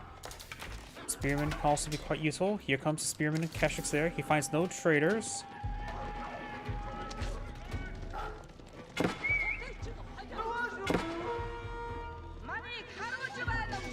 Does find some traders there.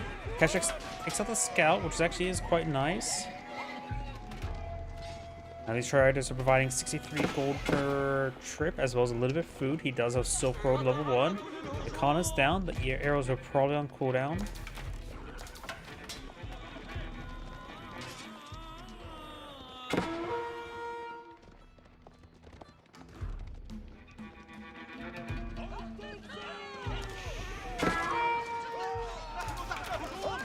Keshiks take some damage there. Got some Spearmen now mix on in. Hybrid players also for his own Spearmen and a single Archer. Mongol player is going for more Archers. Mongol player has some basic wood collection research as well.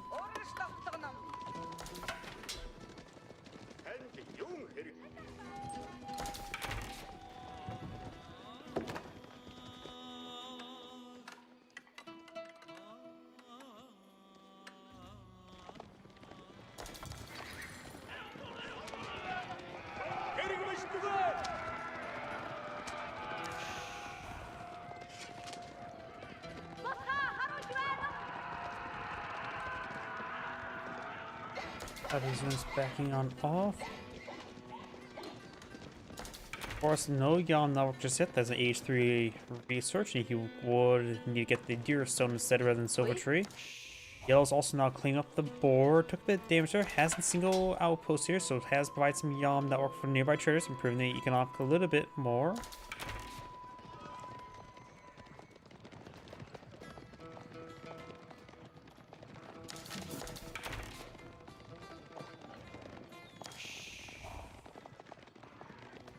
And Desert Raiders on the field.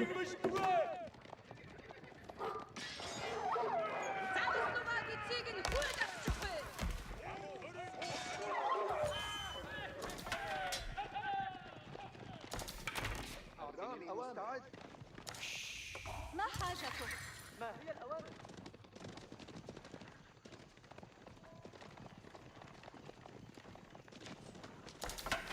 الرماح. Keshiks backing on off. 2 Mace Spearmen here to engage. Got some horsemen now being pulled up by the Ibid players as well. Mongol players are signing for more Keshiks. Now got this Raider pushing way forward to try and cause some issues for all the trade. Local doggo may bite him though.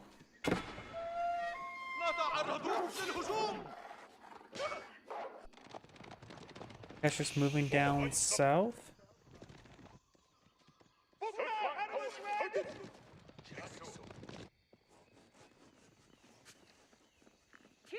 Mongol players also collect some of the deer as well. Desert Raiders do take a bit of damage. Desert Raider here does get the Wounded Villager, very nice. Pulls out the sword, needs to pop out one of the Wounded Villagers. Does take out the Desert Raider though. Desert Raiders have no inherent range armor. Good charge attack there.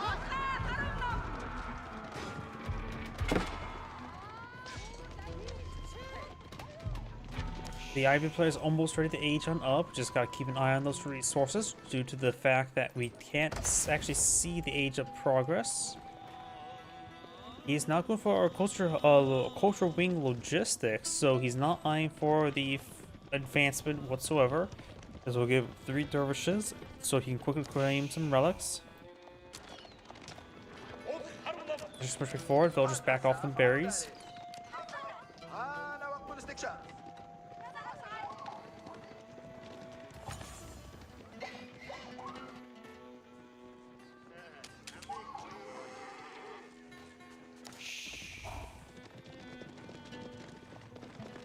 Got some archers and catching some build queue for the Mongol player.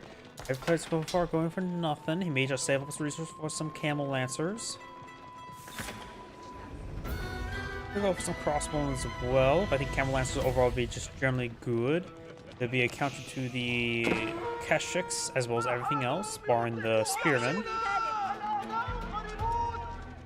Keshiks engaging some of these villagers, getting some good slices there.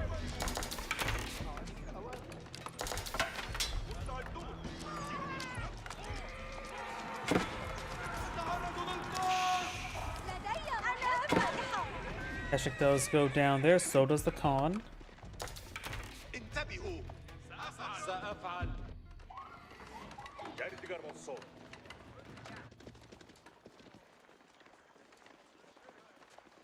How many traders are there now? Right now, deploying a few. Got 9. Number 10, of course, given Silk Road Tier 2, giving power increase 10% efficiency of 10% extra wood.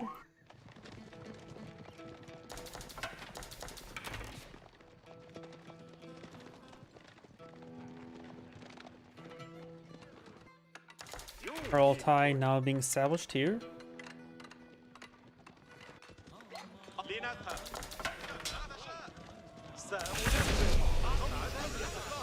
Both players age up the exact same, or nearly the exact same time. So now culturing logistics on the field, not only get the AoE healing, but also allows them to pick up these relics.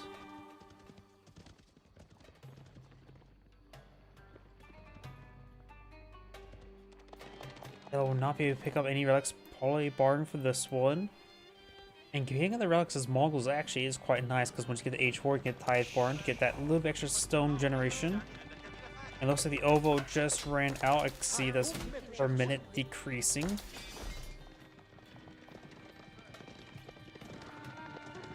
Veteran Keshik's almost complete. We got the Veteran Archer research on the way. Kurultai in defensive position. A number of archers and spearmen there to try and protect all of his villagers. Keshik's coming for a raid. Only a handful of spearmen here, so Keshik should be able to maybe get a village or two. But there's no scout with them, so it's going to be hard from this spot.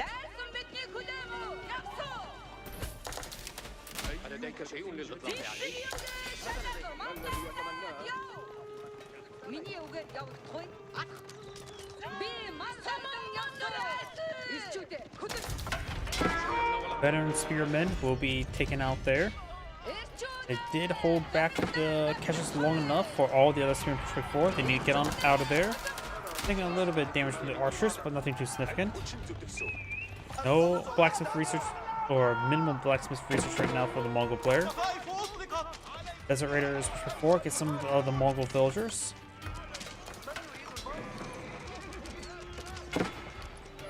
And there's nothing here to really protect these villagers. They have to keep on running. A couple spearmen and a Keshik to charge way forward. Anything to hold back the Desert Raiders probably be a good idea. Now they head for the trade, but they do not.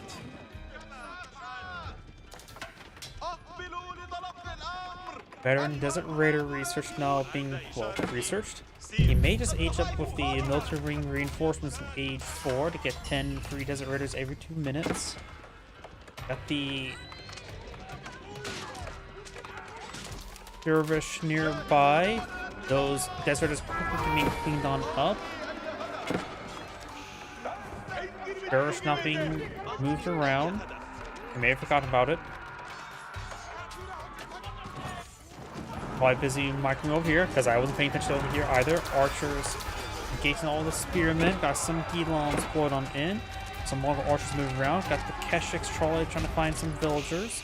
Kurultai here providing some powerful capabilities. He doesn't have +2 range damage, which does go a long way with the Kurultai.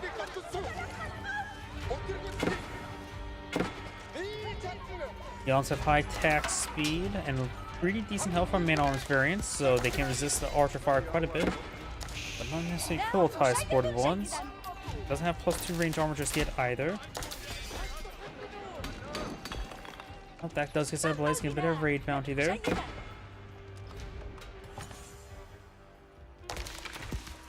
Everything traders now on the field, so he does have the full Silk Road trade bounties.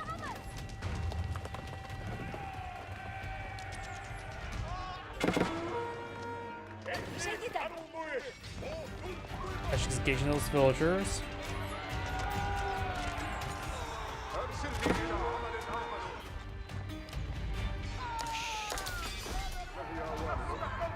Experiencing some damage over there. We do have these archers backing him off. Lancers charge way forward. Another small group pushing along the flank for yellow. Couple Keshiks. Some man-at-arms mix on in. If the Gilons can go down, then his archers can deal with the crossbowmen. Archers trying to move forward, trying to deal with those crossbowmen immediately. Keshiks can rotate around, perhaps at the back of those forces. Both sides have lost 10 villagers. A lot of the Mongol player have really good trade income.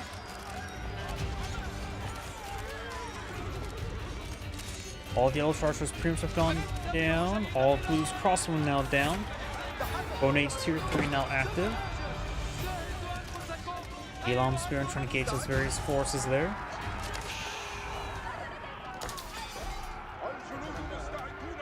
Blue's backing on off.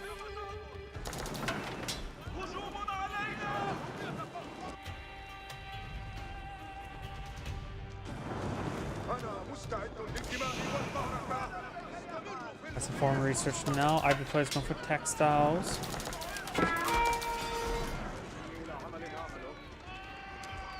Elam's heading up north. These forces heading down south. Those not trying to close the game just yet. Kurultai's a little bit wounded.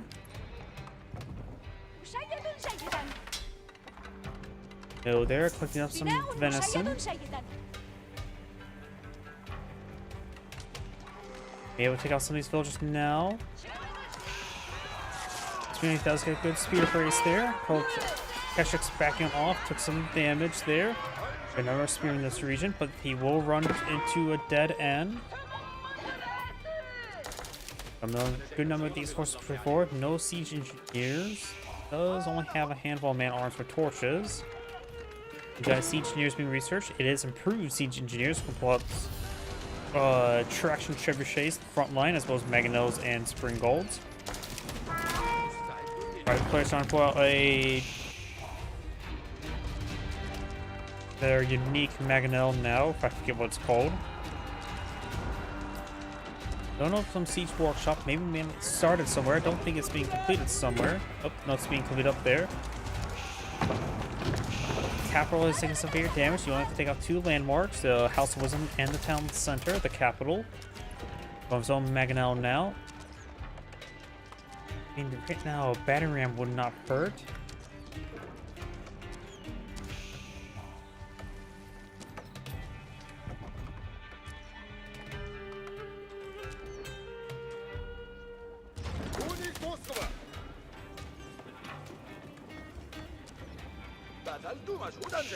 I start torching down some of these farms. He's gonna hit on those buildings. He does have the Kurultai here support, which does affect the siege weapons. Hitting that villager there. Let's try and torch down the House of Wisdom. Villager does get stoned to death. Yeah, battering ram right now would be quite safe. And blue does back to the game now. That's Angerade saying, thank you for watching, and on to the next replay. And that's probably my last replay tonight. I'm a little bit tired at the moment, so everyone,